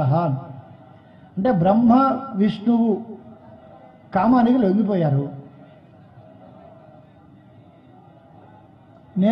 నేనేం పెద్దపేట ఏం లేదు, నాకు ఎక్సెప్షన్ లేదు, నేను లొంగిపోయాను అని. మోహిని వేషం వేసుకున్న మహావిష్ణువుకి చూసి ఆ మోహిని వెంటబడి నాకు కావాలి ర్యాలీలో ఇదే కథ. జగన్మోహిని కేశవస్వామి వారి దగ్గర వృత్తాంతంలో జగన్మోహిని వేషంలో కృష్ణ పరమాత్మ దర్శనమిచ్చారు. ఆ అందాన్ని చూసి ముగ్ధుడైపోయాడు ఈశ్వరుడు, ఆవిడ వెంటబడ్డాడు. ఆవిడ అలా వెనక్కి తిరిగితే ఈశ్వరుడు కాదు, స్త్రీ కాదు, పురుష రూపంలో మహావిష్ణువు దర్శనించాడు. ఆ విగ్రహానికి వెనకాల వైపు పద్మినీ జాతి స్త్రీమూర్తి ఉంటుంది, ఎదరవైపు శ్రీ మహావిష్ణువు శంఖచక్ర గదాధరుడై ఉంటాడు. అని అంటే చూసేసరికి ఆ మోహిని సౌందర్యానికి ఆయన కూడా లొంగిపోయాడు. ఆ మాట అంటున్నారు ఆయన, తథా అహమపి మోహిని కచకుచాది వీక్షాపరః. ఆవిడ అందం చూడాలి, ఆవిడ కేశభాషం చూడాలి, వక్ష సౌందర్యం చూడాలి అని నేను కూడా మోహపడిపోయాను. మాలాంటి వాళ్ళం బ్రహ్మాద్యాస్త్రితివౌకశః అని వాళ్ళే బ్రహ్మ విష్ణు మహేశ్వరులు మేమే మోహంలో చేరిపోతే ఇంక తగిమ వాళ్ళ మాట ఎన్ని ఎక్కే ఉంది. సంసారంలో అందరూ కాంతాదాసులే, కాంతా కనకాలే మన అందరికీ బంధకాలు అనే విషయంలో ఆయన వాళ్ళకి నేను తప్ప మిగతా వాళ్ళందరూ ఇలాంటి వాళ్ళు, నేను ఒక్కడిని అతీత అనలేదు ఆయన. అహం అభి అని, నేను కూడా అని పరమశివుడు చెప్పుకుని అందుచేత ఆశ్చర్యం వేసింది. ఆహా అగాం ఆహా మోహిని. ఏమిటండి ఇది, ఈ పిచ్చి మనకేంటి, గురువుగారు అన్నమాటే జ్ఞాపకం వస్తే ఏంటండి పండితులకు కూడా ఈ పిచ్చి ఏమిటండి అని భారతీ తీర్థుల వారు. అలాగా విష్ణు శివుడే అనుకున్నట్టు నాకేంటి ఈ మాయ ఏమిటి, దీనిలో పడిపోవడం ఏమిటి, ఇది బాలేదు అంచేత దీనికి అతీతమైన స్థితిలో నేను తయారవ్వాలి అనుకుని యతీ సార్వభౌములుగా శంకర భగవత్పాదులుగా అవతరించేట పార్వతీపతి. అక్కడున్నంతకాలం ఆయనకి ఈ కామంలోంచి దాటిపోవడం కుదరలేదని కామదహనం చేశాడు. కానీ నేను కూడా మోహినికి వశమైపోయాను అనుకుని నేను యతి వేషంలో శంకరులుగా వచ్చాను అని యతీశ వపుష శివ స్మరకృత ఆర్తి వార్తోజ్జత. ఇప్పుడేంటి పరిస్థితి, స్మరుడికి లొంగడం కాదు, స్మరుడు యొక్క వార్త కూడా దగ్గరికి రాదు, కామ వార్త కూడా దగ్గరికి రాకుండా ఉన్నంత అతి పవిత్రమైన ఆశ్రమంలో యతీశ వపుష శివ అవతతారా. శివుడు యతీశ్వరుడుగా అవతరించారు, శంకర భగవత్పాదులుగా అవతరించారు. సన్యాసం తీసుకున్న తర్వాత మాట. వెళ్ళిన తర్వాత ఆయన దగ్గరికి వెళ్ళారు. వెళ్ళి ఆదేశమేకమనుయోక్తుమయం వ్యవస్యం ప్రాదేశమాత్ర వివర ప్రతిహార భాజం తత్ర స్థితేన కథితాం యమినాంగణేన గోవింద దేశిక గుహాం కుతుకీదర్శ. గోవింద భగవత్పాదాచార్యుల యొక్క గుహని చూశారు. మధ్యలో కథ వెనకాలకి వెళ్ళాం, చాలా దూరం ఉంది కనుక అక్కడి ఎక్కడ కాలటి ఎక్కడ గోవింద గుహ, నర్మదా నదీ తీరంలో ఉన్నారు మన ఓంకారేశ్వరు దగ్గర. అక్కడికి వెళ్ళి ఎంత దూరం ఉంది, కాలినడకనే ప్రయాణం చేయాలి. వెళ్ళారు పాపం, మధ్యలో అన్నిటిని చూశారు, ఎట్లు గుళ్ళలు గుట్టలు పల్లాలు అన్నీ కష్టపడి అక్కడికి వెళ్ళారు. ఆయన వెళ్ళేసరికి ఆయన సమాధిలో ఉన్నారట గుహ లోపల. ఆ గుహ లోపల ఆయన ఎలా దూరాడని అడగండి, అంత పెద్ద విగ్రహం కదా, ఆయన గుహలో ఎలా దూరాడు అనే మాట అడగ. ఈ శంకరాచార్యుల వారు ఆయన గోలోకం వెళ్ళిపోయాడా? అది అడగండి. ఆయన ఏం చేశాడు? అక్కడికి గుహ దగ్గరికి వెళ్ళి భక్తితో దానికి 3 ప్రదక్షిణాలు చేశారు పాపం ఆ గుహ దగ్గరికి. అది ఎలా తెలిసింది? దానిలో లోక గుహ గోవింద భగవత్పాదులు దానిలో ఉన్నారని ఎలా తెలిసింది మీకు?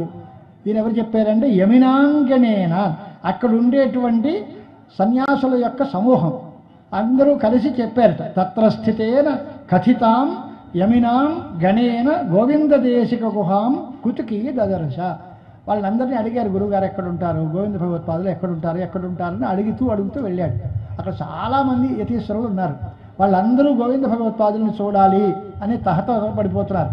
వాళ్ళకి ఆ యోగం పట్ల వాళ్ళందరూ చెప్పారు, ఇదిగో ఈ గుహలోనే ఉంటారు గురువుగారు, వారి దయ మరి ఎప్పుడు కనిపిస్తారో ఎప్పుడు దర్శనమిస్తారో మనకు తెలియదు, దానికోసమే మేమందరం నిరీక్షిస్తున్నాం అని చూపించారు. వాళ్ళ చెప్పిన ప్రకారం ఆ గోవింద భగవత్పాదుల గుహ దగ్గరికి వీరు వెళ్ళారు. వెళ్ళి తస్య ప్రపన్న పరితోష దుహో గుహాయాః సహ త్రిప్రదక్షిణ పరిక్రమణం విధాయ ద్వారం ప్రతి ప్రణిపతం జనతా పురోగం తుష్టావతుష్టహృదయః తమపాస్త శోకం. ఆ గోవింద భగవత్పాదులని స్తోత్రం చేశారు అని భక్తితో ప్రదక్షిణత్రయం చేశారు. ఇప్పుడు ఈ కథల్లో మనం చూస్తూ ఉంటాం, సినిమాల్లోనూ వాటిల్లోనూ. శివధనుర్భంగం దగ్గరకు వచ్చేసి రావణాసురుడు మీసం మెలేసి శివధనుస్సు తీస్తానంటే అదేమీ కదలలేదు. రామచంద్రమూర్తి వచ్చి దానికి 3 ప్రదక్షిణాలు చేసి నమస్కారం చేస్తే అది సులువుగా తేలిగ్గా ఉంది. అంటే భక్తితో దాన్ని మనం ప్రార్థిస్తే అది లొంగుతుంది. అంతేగాని నేను ఎక్కడుంటే ఆయన రాకేం చేస్తాడు, ఎప్పుడప్పుడు బయటకు వస్తాడు కదా, వచ్చినప్పుడు చూద్దాంలే అంటే వీళ్ళకి ఆ దర్శనం ఎక్కడ వస్తుంది? హృదయంలో పవిత్రత రాదు, ఆర్తి లేదు అనేసరికి వాళ్ళు ఎప్పటి నుంచో ఉన్నారు పాపం. వాళ్ళని తక్కువ చేసి చూడాలని కాదు, కానీ ఈయన వస్తువునే చిన్నపిల్లాడైనా చాలా వివేకవంతుడు కనుక ఆ గురువుగారి గుహకి 3 సార్లు ప్రదక్షిణం చేసి స్తోత్రం చేయడం ప్రారంభించాడు. ఏమని? పర్యంకతం భజతి యః పతగేంద్రకేతో పాదాంగతత్వం అథవా పరమేశ్వరస్య తస్యైవ మూర్ధ్నిధృతసాబ్ధి మహీధ్రభూపేః శేషస్య విగ్రహమశేషమహం భజే త్వాం. ఈ శ్లోకం ఎందుకు చెప్పానంటే శ్లోకాలు చదవడం ఉద్దేశం కాదు. ఈ శ్లోకంలో ఉండే వెనకాల ఉండే నేపథ్యం ఏమిటి పట్టుకోవాలి.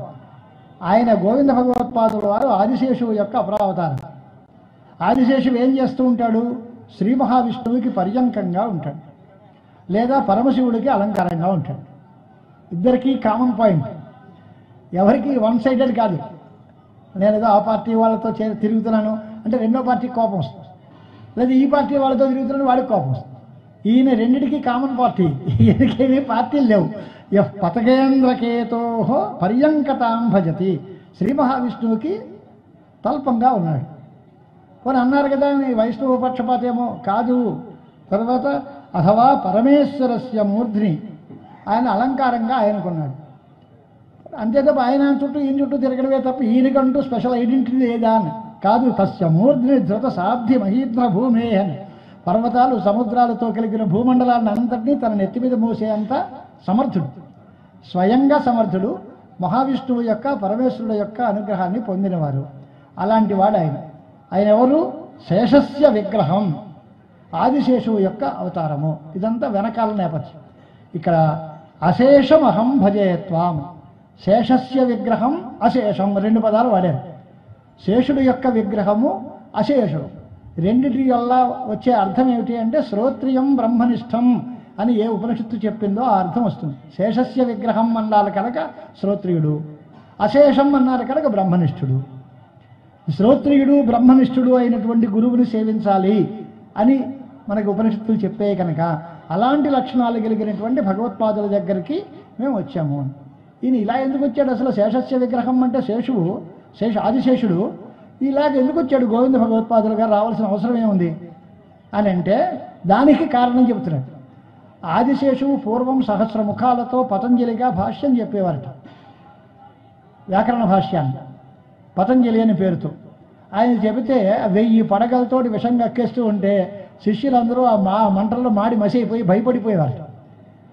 ఇది ఎక్కడ కొడవాలండి, గురువుగారు అంటే మానే ఉంది కానీ విషం అంటే ఎవరి దగ్గరికి వస్తాడు? ఆయన అత్తమాటు తిడతాడు కొడతాడు అంటే ఏ గురువు దగ్గర ఎంతకాలం ఉండగలం?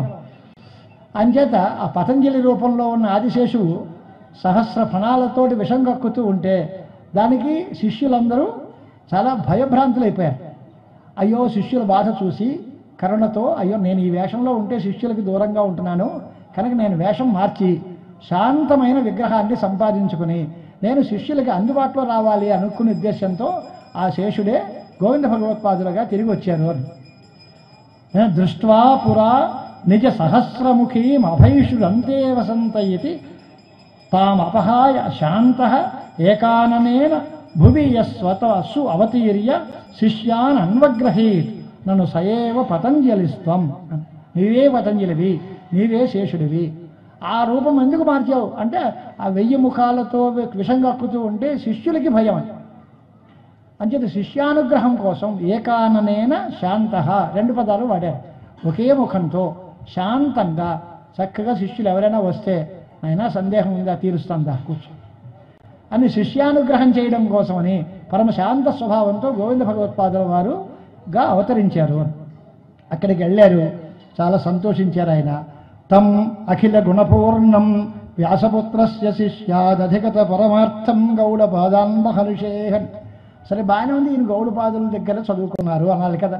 అదెందుకు గోవింద భగవత్పాదుల దగ్గరికి వెళ్ళాం, పరంపర కావాలండి.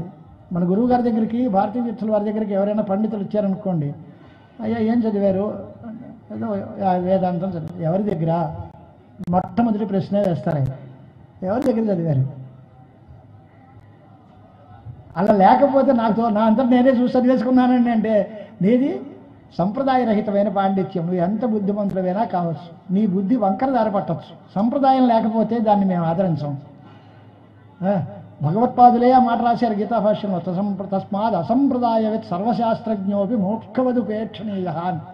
సంప్రదాయం లేనటువంటి వాడు ఎంత గొప్ప తెలివైన వాడైనా సరే పక్కన పెట్టేయండి, సంప్రదాయం కావాలి. ఆ సంప్రదాయం కోసం గోవింద భగవత్పాదులు ఎక్కడ ఎవరి దగ్గర అధ్యయనం చేసి తత్వాన్ని అధిగమం చేశారు అంటే తత్వం తెలుసుకున్నారు అని అంటే అఖిల గుణపూర్ణుడు వ్యాసపుత్రుడైన శ్రీసుకాచార్యుల వారి యొక్క శిష్యుడు అయిన గౌడపాద మహర్షి దగ్గర చదువుకున్నాడు. వెనకాలకి ఎంత అడ్రస్ ఇచ్చారో చూడండి. గోవింద భగవత్పాదులు వారి గురువు గారు గౌడపాదాచార్యుల వారు. వారెవరి దగ్గర చదివారు? శ్రీసుకాచార్యుల వారి దగ్గర చదివారు. వారెవరు? సాక్షాత్తు వేదవ్యాసుల యొక్క కుమారుడు. అది పరంపర. అంత గొప్ప పరంపరలో ఉన్న గురువు కనుక ఆయన కాళ్ళకి దండం పెడతాను అన్నాడు. అయితే కనిపించేవాడి ప్రతివాడికి దండం పెట్టడం శంకరాచార్యుల వారి క్యారెక్టర్కే అనుచితం. ఆయనే పరమేశ్వరుడు అవుతారు, కానీ ఆయనకి గురువుగా ఉండేటువంటి భాగ్యం గోవింద భగవత్పాదులకు దక్కింది. ఆ పరంపరది. అధిగత పరమార్థం వ్యాసపుత్రస్య శిష్యాత్ అధిగత పరమార్థం. వ్యాసపుత్రస్య శిష్యాత్, వ్యాసులు ఆయన కుమారుడు శ్రీశుకులు, ఆయన శిష్యులు గౌడపాదులు, వారి దగ్గర అధ్యయనం చేశారు అలా చెప్పి ఆయన దగ్గర నేను వేదాంత విజ్ఞానం, ప్రణవ మహావాక్యోపదేశాలు ఇవి వినాలి అనే ఉద్దేశంతో అక్కడికి వచ్చారు చెప్తే స్తోత్రం చేశారు. ఆయన సంతోషించారు. ఇలాంటి యోగ్యుడైన శిష్యుడు ఎప్పుడు వస్తాడా అని ఆయన వెతుక్కుంటున్నట్టు పాపం. ఆ కథ తర్వాత చెప్తారు ఆయన. తర్వాత మనం ముందే అనుకుందాం, ఒకప్పుడు అత్రి మహర్షి సత్రయాగం చేశారు. ఆ సత్రయాగంలో మహాపండితులు అందరూ వెళ్ళారు. ఆ వెళ్ళినప్పుడు వేదవ్యాసుల వారు కూడా వెళ్ళారు. వెళితే ఈయన్ని చాలా సంతోషించారు. నాయన నువ్వు వేద విభాగం చేసావు, పురాణాలు రాసావు, బ్రహ్మసూత్రాలు రాసావు, అంతా బాగుంది రైటే, కానీ ఏం సూత్రాలు రాసావయ్యా, తలాతోక లేకుండా ఎవడు ఎట్టు లాగితే అటే వెళ్తుంది. అది వాళ్ళు అదే సూత్రం తీసుకుని ద్వైత సిద్ధాంతం అంటే దానికి అనుకూలంగా అనిపిస్తుంది, లేదు విశిష్టాద్వైతులు దానికి అనుకూలంగానే ఉన్నాయి. అందరికీ అవే సూత్రాలు మారలేదు, బ్రహ్మసూత్రాలు అవే కదా. మరి ఇంతలాగా బాగా సందేహాస్పదంగా ఎవరికి అందరికీ భ్రమలు కలిగేట్లాగా ఇలా ఎందుకు? దాన్ని స్పష్టంగా నీ ఆశయం ఏదో నువ్వే చెప్పేయచ్చు కదా. ఇంత గందరగోళంగా చెప్పి ఈ మాటకి అర్థం ఏమిటో చెప్పండి అని పజిల్స్ ఎందుకు అని అందరూ అడిగారట వ్యాసులను అని అంటే అప్పుడు వ్యాసుల వారి దగ్గరికి సమాధానం చెప్తే అలా కాదు, దాన్ని సర్వజ్ఞుడైనటువంటి వాడు ఒకడు వస్తారు, దానికి ఆ బ్రహ్మసూత్రాలకి భాష్యం రాస్తారు, వారి ద్వారా ఈ భాష్య ప్రణయనం కావాలి, అది పరమేశ్వరుడు యొక్క సంకల్పం అనే విషయం తేల్చేటప్పుడు. అంటే ఈ గోవింద భగవత్పాదులు కూడా ఉన్నారు ఆ సభలో. అప్పుడు ఈయన అడిగట్ట, అలాంటి వాడు ఎవడొస్తాడు, ఆయన నీ శిష్యుడే అవుతారు అన్నాడు. నాకు దగ్గర చాలామంది శిష్యులు వస్తూ ఉంటారు, మరి నేను దానిలో ఆ శిష్యుడు ఎవరో నేను ఎలా గుర్తించగలను అని ఈయన అడిగితే, మహాప్రవాహంలో ఉండే నర్మదా నది ప్రవాహాన్ని అంతటినీ కమండలంలో యోగశక్తితో బంధిస్తారు, అది నీకు గుర్తు. వారే పరమేశ్వరాంశ సంభూతులైన శంకర భగవత్పాదులు. వారిని నువ్వు శిష్యుడిగా స్వీకరించి వారి ద్వారా అద్వైత విద్యా సంప్రదాయాన్ని ప్రచారం చెయ్యి అని ఆ రోజుల్లో అతనికి సత్రయాగంలో తీర్మానం చేయబడింది. అది అట్టేపు జ్ఞాపకం పెట్టుకున్నాడు. ఎప్పటికీ ఆ పెద్ద మనిషి ఊడిపడ్డం రాడు రాడు రాడని వెతుక్కుంటున్నాడు ఆయన. ఈయన గురువు ఎక్కడ ఉంటాడని వెతుకుతున్నాడు ఈయన. శిష్యుడు, యోగ్యుడైన శిష్యుడు ఎప్పుడు వస్తాడు, ఎప్పుడు బ్రహ్మసూత్రాలకి భాష్యం వస్తుంది, ఆనాటి నా కళ ఎప్పుడు నెరవేరుతుంది అని ఆయన అనుకుంటున్నాడు. అది శిష్యుడికి గురువు పట్ల అచంచల భక్తి విశ్వాసాలు ఉండాలి.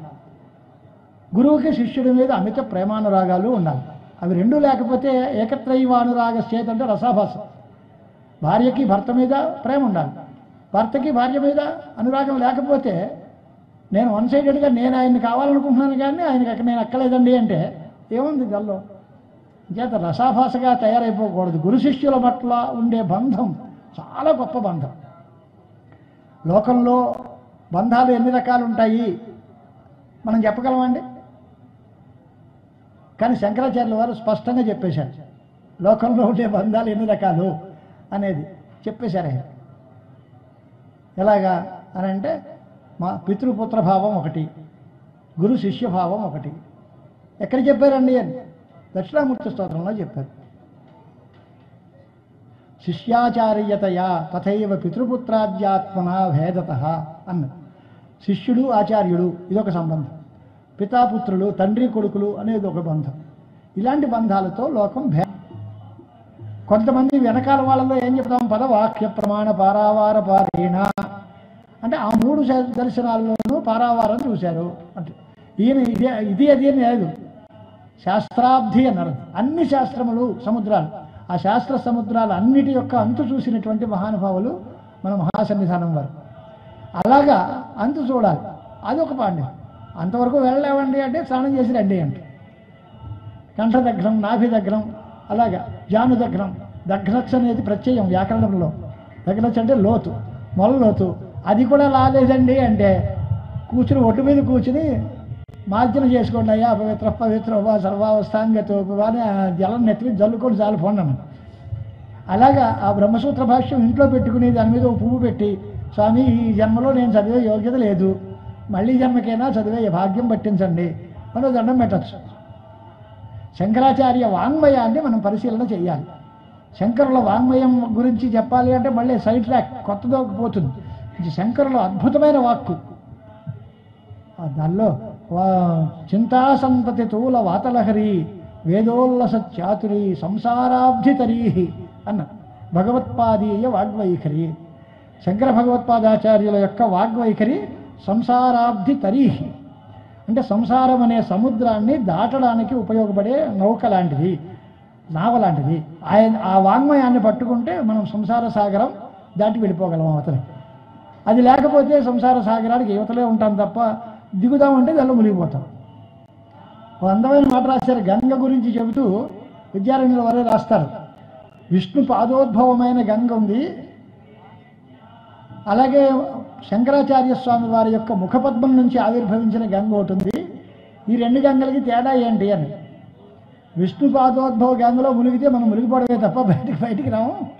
ఈయన గంగలో కనుక మునిగితే సంసారంలోంచి బయటపడిపోతాం. ఆద్యా గంగ అని మొదటి గంగ వాళ్ళని ముంచుతుంది. ఈయన చెప్పినటువంటి భాష్యగంగ అనేది సంసారంలోంచి తేల్చేస్తుంది బయటికి, ఇంక సంసారంలో మొలక్కుండా చేస్తుంది. అంచేత భాష్యం అనేది గంగ కంటే పవిత్రమైనది, గంగ కంటే గొప్పది అని భక్తితో చెప్పారు. గంగను తక్కువ చేయడం కాదు ఈ ఉద్దేశంలో నహి నిందా న్యాయం అని న్యాయం ఉంటుంది. నహి నిందా నింద్యం నిందితం ప్రవర్తతే అపితు స్తుత్యం స్తోతం. దానికంటే ఇది గొప్పది అంటే ఇది గొప్పది అని చెప్పడం వరకే తాత్పర్యం. వాళ్ళందరూ చిన్నవాళ్ళు తక్కువ వాళ్ళు అని అర్థం కాదు. వ్రతానాం ఉత్తమం వ్రతం అన్నామా, వ్రతములు అన్నిటిలోకి ఉత్తమ వ్రతం ఏది అంటే గణపతి పూజ అంట. మరి వరలక్ష్మి వ్రతం నాడు వచ్చినప్పుడు అదే గొప్పది అంట. ఆ తర్వాత ఇంకో ఏదైనా క్షీరాబ్ది వ్రతం వస్తే అది గొప్పది అంట. అన్నీ గొప్పవని ఎలా అంటున్నారండి? ఇది గొప్పదని చెప్పడమే తాత్పర్యం తప్ప అవన్నీ తక్కువ అని చెప్పడంలో మా ఉద్దేశమే లేదు, మా తాత్పర్యమే కాదది. ఎవరిని మేము నిందించాం, దేన్ని తక్కువ చెయ్యం, అన్నిటినీ ఆమోదంగా అనుభవిస్తాం అనే మాట చెప్పు. ఏవం దేహాత్మవాదం నిరాకృత్య శూన్యవాది మాధ్యమిక మతం నిరాచస్తే నా గగనం అని 4 భూతాలు చెప్పారు. 5వ భూతం గగనం అన్నారు. 5వ భూతం ఎందుకు? అంటే మరి పంచభూతాలని నిరాకరించినట్టే కదండి అని. దానిలో తేడా ఉంది. 5 భూతాల్లోనూ మొదటి 4 భూతాలు దేహారంభకమైన భూతాలు, 5వది శూన్యం. శూన్యవాది మత నిరాకరణం కోసం నేను గగనం కాదు అన్నట్టు. పృథివీ తేజో వాయువులు 4 కాదు అనడం దేహాత్మవాది నిరాకరణం కోసం. మరి శూన్యవాదాన్ని పెడితే శూన్యవాదులు, క్షణికవాదులు, బౌద్ధులు మొదలైన వాళ్ళందరూ వాళ్ళ మతం నిరాకరించడానికి నేను దేహం కాదు అని. ఎందువల్ల అని అంటే శూన్యము అంటే లేదు, సర్వం క్షణికం, అసద్, లేదు అని. అస్థిత్యేవ ఉపలబ్ధవ్య అని ఉపనిషత్తు కనిపిస్తోంది. అది ఉంది అనే నువ్వు సాక్షాత్కరించుకో, ఉంది అని తెలుసుకో అని ఉపనిషత్తు చెప్తావు. నువ్వు లేదంట, మరి నీ మాట నేను ఎలా గౌరవిస్తాను? వేదం చెప్పి ఉంది అంటే నువ్వు లేదంటూ ఉంటే నిన్ను మాటను ఎలా గౌరవిస్తాను అని శూన్యవాది నిరాకరణ అన్నమాట. అసన్నేవ సభవతి అసద్బ్రహ్మేతి వేద చేత్ అస్థి బ్రహ్మేతి చేత్ వేద సంతమేనంతతో విదురితి అని తైత్రీయ శృతిలో వేదం చెప్తోంది. లేదు అనుకునేవాడు అసత్పురుషుడు, ఉన్నాడు ఆత్మ ఉంది బ్రహ్మ ఉంది అనుకునేవాడు సత్పురుషుడు. అస్థిత్యేవ ఉపలబ్ధవ్య, లేదని కాదు. ఇది మీరు చెప్పడం ఏంటంటే నేను అందరూ కనిపిస్తూనే ఉందిగా, ఉంది అని మాట నాకు తెలుసు. ఆత్మ ఉంది అని చెప్పక్కర్లేదుగా, ఉందిగా. కానీ ఏ రకంగా ఉంది, దాని విశేష స్వరూపం ఏమిటి అది తెలియదు. సరే, ఆత్మ లేదని కాదు. ఇప్పుడు చూడండి, నేను ఎవరిని అని ప్రశ్న. నేను ఎవరిని అని ప్రశ్న ఏంటండి? నేనంటే తెలియదా నీకు? నేనంటే తెలుసండి, కానీ ఎవరినో తెలియదండి. నేను ఎలాంటి వాడినే తెలియదు. సామాన్యం తెలుసు, విశేషం తెలియదు. వాడు అన్నాం, వాడు అనే విషయంలో ఏ మనిషిని చూపించామో వాడు అన్నాం, వాడు తెలుసు. కానీ వాడు ఎవడు తెలియదు, వాడు ఏం చేస్తాడో తెలియదు, ఎక్కడి నుంచి వచ్చాడో తెలియదు. అలాగే ఆత్మ గురించి తెలుసు, కానీ ఆత్మ ఎక్కడి నుంచి వచ్చింది, ఆత్మ యొక్క నిజమైన స్వరూపం ఏమిటి, ఆత్మ ఎలా ఉంటుంది, ఆత్మను ఎలా పట్టుకోవాలి, ఈ వాటో మనకు తెలియదు. క్వైషతదాభూత్ కుత ఏతదాగాత్. బృహదారణ్యకంలో 2 ప్రశ్నలు. ఇది ఇంతకుముందు ఎక్కడ ఉండేవాడు, ఇప్పుడు ఎక్కడి నుంచి ఊడిపడ్డాడు వీడు? ఓ మనిషి ఇప్పుడు నిద్రపోతూ ఉంటే సుప్తోత్థిత పురుషుడు అంటాం. వాడు నిద్రపోతున్న మనిషిని లేపుతాడు. నిద్రపోతున్నంత కాలం వాడు పలకడు, లేచిన తర్వాత పలుకుతాడు. ఇప్పుడు ఈ పలికిన పెద్ద మనిషి ఇంతకు ముందు ఉన్నాడా లేడా? మరి అప్పుడు ఎందుకు పలకలేదు, ఇప్పుడు ఎందుకు పలికాడు? అప్పుడు ఎక్కడి నుంచి ఊడిపడ్డాడు వీడు, ఇంతకుముందు ఎక్కడి నుంచి వచ్చాడు, ఇప్పుడు ఎక్కడున్నాడు? ఇలాంటి ప్రశ్నలన్నీ ఉపనిషత్తుల్లో కనిపిస్తాయి. అలాగా శూన్యవాద నిరాకరణం కోసం ఇది ఖచ్చితంగా నేను ఆకాశం కాదు అన్న. ఇప్పుడు మనస్సు కాదండంలో ఏం బాధ అని అంటే, ఆపోమయ ప్రాణ అన్నమయం హి సౌమ్య మనః అనే శృతుల వల్ల మనస్సు ప్రాణము ఈ 2, నీళ్ళ యొక్క వికారం ప్రాణం. ఆపోమయ ప్రాణ, ప్రాణము అనేది నీటి వల్ల తయారవుతుంది, మనస్సు అనేది అన్నం వల్ల తయారవుతుంది. అంచేతనే ఇష్టం వచ్చిన ప్రతిదీ తినేస్తే మనస్సు 10 విధాలు పోతుంది. మనస్సు పరిశుద్ధంగా ఉండాలి అంటే ఆహారం పరిశుద్ధంగా ఉండాలి. తినే ఆహారం పరిశుద్ధమైతే మనస్సు పరిశుద్ధంగా ఉంటుంది. వెనకటికి ఒక కథ చెప్తూ ఉండేవారు. స్వాముల వారు భిక్షావటనం కోసం మన ఇంటికి వచ్చారట. వచ్చేటప్పుడు నాకేం వద్దు వద్దు వద్దు అన్న పెద్ద మనిషి వెండి కళ్ళల్లో పళ్ళెం భోజనం పెడితే వెళ్ళి మంచి పట్టుకుపోదామనిపించింది మనకి. అంటే ఎంత దుర్మార్గమైన ఆహారం అది. అది యజమాని పెట్టిన అన్నం ఎంత అపవిత్రమైనదో. వెంటనే ఆయనకు ఆలోచన మారిపోయింది. పాప ఈ వెండి సంచిలో పెట్టేస్తే బాగుంది వెండి కంచం అని దొంగతనం చేయాలన్నంత దురాలోచన వచ్చింది. అంటే తినే అన్నం ఎంత అపవిత్రమైంది అని కథ చెప్తూ ఉంటారు. అలాంటిది వచ్చిందా లేదా దాని తాలూకు పరీక్ష చేయొద్దు. ఆ స్వాములారి పేరు చెప్పండి, అడ్రస్ చెప్పండి, ఆయన ఇలా అన్నాడో లేదో వాకప్ చేస్తాం, ఇలాంటి మాటలు కాదు. అంటే అన్నం తినడం వల్ల, అన్నం వల్ల మనస్సులో ఆలోచనలు మారిపోతాయి, మనస్సు మారిపోతుంది. అన్నంకి మనస్సుకి సంబంధం ఏమిటండి అంటే అన్నమయంకి సౌమ్య మనః, ఉపనిషత్తే ప్రమాణం. ప్రాణం ఆపోమయ, ప్రాణానికి మనస్సుకి తేడా ఏంటండి అని. ప్రాణానికి మనస్సుకి తేడా ఏంటి అని అంటే, ప్రాణము అనేటువంటిది క్రియాశక్తి ప్రధానంగా ఉంటుంది, మనస్సు జ్ఞానశక్తి ప్రధానంగా ఉంటుంది. ఆలోచించడం మనస్సు వంతు, పని చేయడం ప్రాణం యొక్క. మంచి ఆలోచనలన్నీ వస్తాయి. దేహం నీరసంగా ఉండి కాళ్ళు కదపలేకపోతూ ఉంటే ఆకలేస్తే ప్రాణం పోతుంది, రా బాబు నేనేం చేస్తానంటాడు. ఆలోచించడానికి శుభ్రంగా ఆలోచించేస్తాను నేను.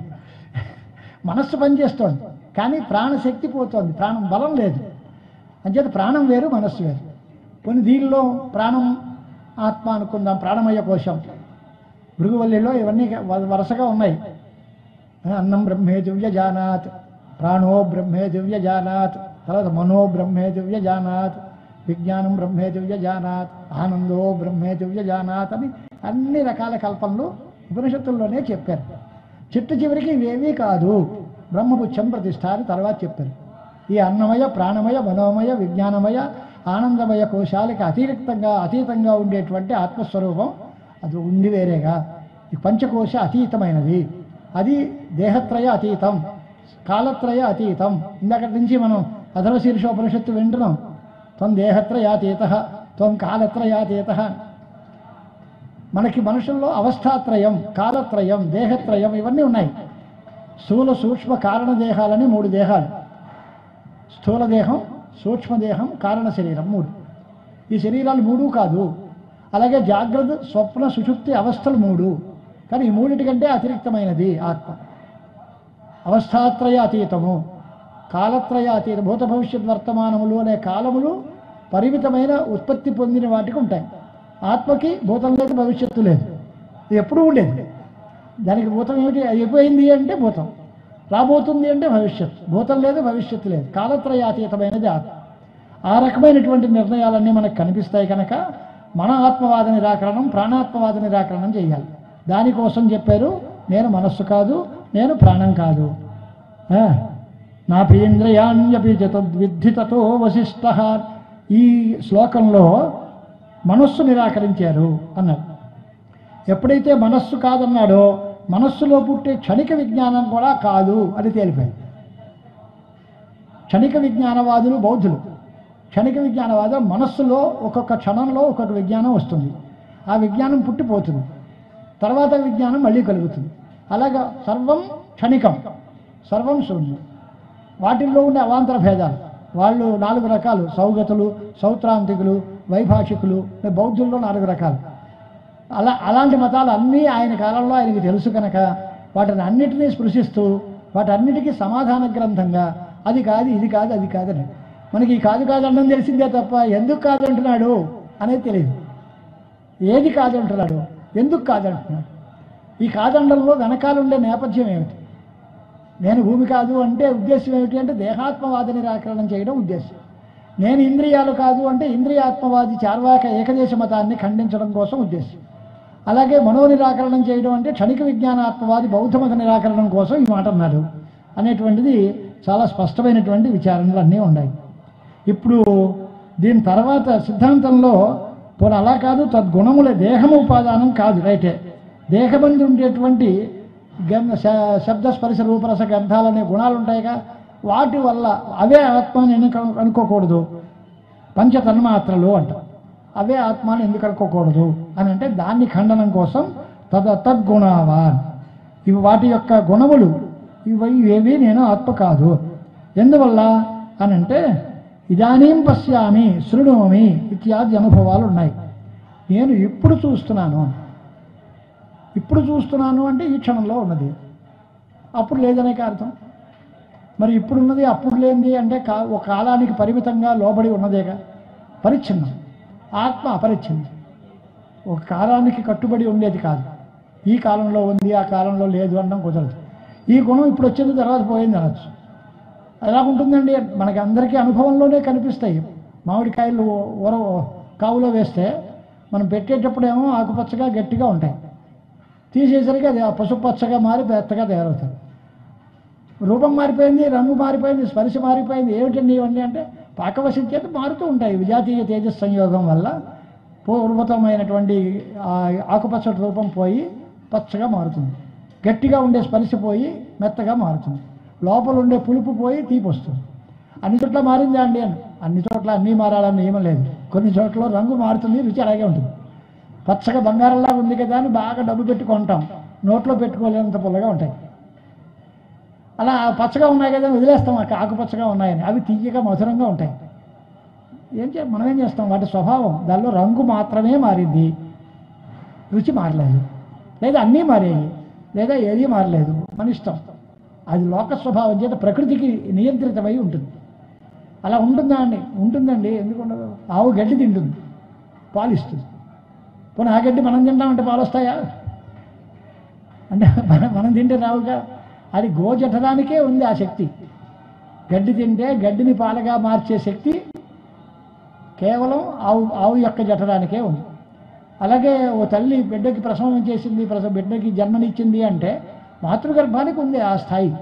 అంతేగాని ఒక పెద్ద ఇప్పుడైతే టెస్ట్ ట్యూబ్ పీరియడ్ వచ్చాయనుకోండి, కానీ ఇలాగా ప్రతి చోట బీరువాలో తాళం పెట్టామంటే దానిలోంచి బిడ్డలు వస్తాయని రారు కదా. దేనికి ఏ వస్తువు ఎక్కడ పుడుతుంది దానికి ఒక వ్యవస్థ. ప్రతినియత దేశ కాల నిమిత్త క్రియా ఫలాశ్రయం అంట. జగత్తు ఎలాంటిది అంటే దానికి పర్టికులర్ ప్లేసెస్ ఉంటాయి. ఒక దోషం ఉంది, ఒక కాలం ఉంది, ఓ పర్టికులర్ కర్మ ఉంది, క్రియ ఉంది, ఫలం ఉంది. అవన్నీ మారిపోతూ ఉంటాయి. ఒక్కొక్క దానికి ఒక్కొక్కటి వ్యవస్థగా ఉంది. అది ఇప్పుడే ఎందుకు వచ్చింది అని మనం అడగలేము. దాని తాలూకు మామిడి పళ్ళు వేసవకాలంలోనే ఎందుకు వచ్చాయి, సీతాఫలం పళ్ళు వర్ష ఋతువులోనే ఎందుకు వచ్చాయి, అవి ఇప్పుడు ఎందుకు రావు అంటే మనం తయారు చేస్తే మన ప్రారంభం చేత వస్తాయి, అవి రోగాలని తెస్తాయి. అంచేత ప్రకృతి స్వభావం చేత ఏది ఎప్పుడు వస్తుందో దానికి ఒక నియతమైన కాలం ఉంది, నియతమైన ఆకారం ఉంది. అది అలాగే ఎందుకు ఉండాలండి? పొట్టకాయ పొడుగ్గా సన్నగా ఉంటుంది, గుమ్మడికాయ లావుగా ఎర్రగా పొట్టుగా బొద్దుగా ఉంటుంది. గుమ్మడికాయ పొట్టకాయలాగా ఎందుకు లేదండి, పొట్టకాయ గుమ్మడికాయగా లేదండి మనం ఎలా అంటాం? దాని స్వభావం అది, దీని స్వభావం ఇది.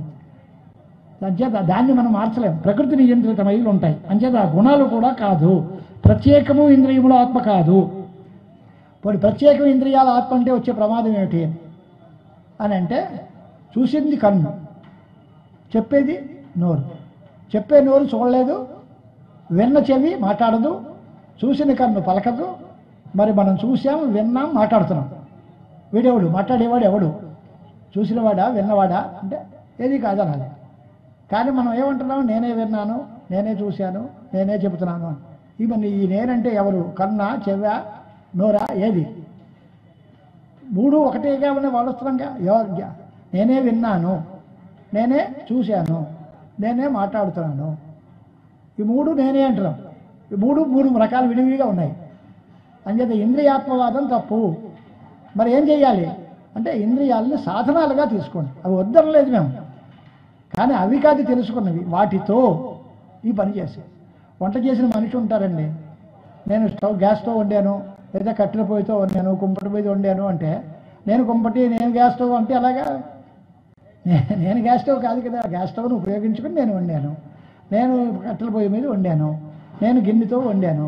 ఇదో అనండి, అవన్నీ సాధనాలే తప్ప కర్తలు కావు. అలాగే నేను నా ఇంద్రియంతో చూశాను, నేను నా ఇంద్రియంతో విన్నాను, నేను నా ఇంద్రియంతో పనిచేశాను.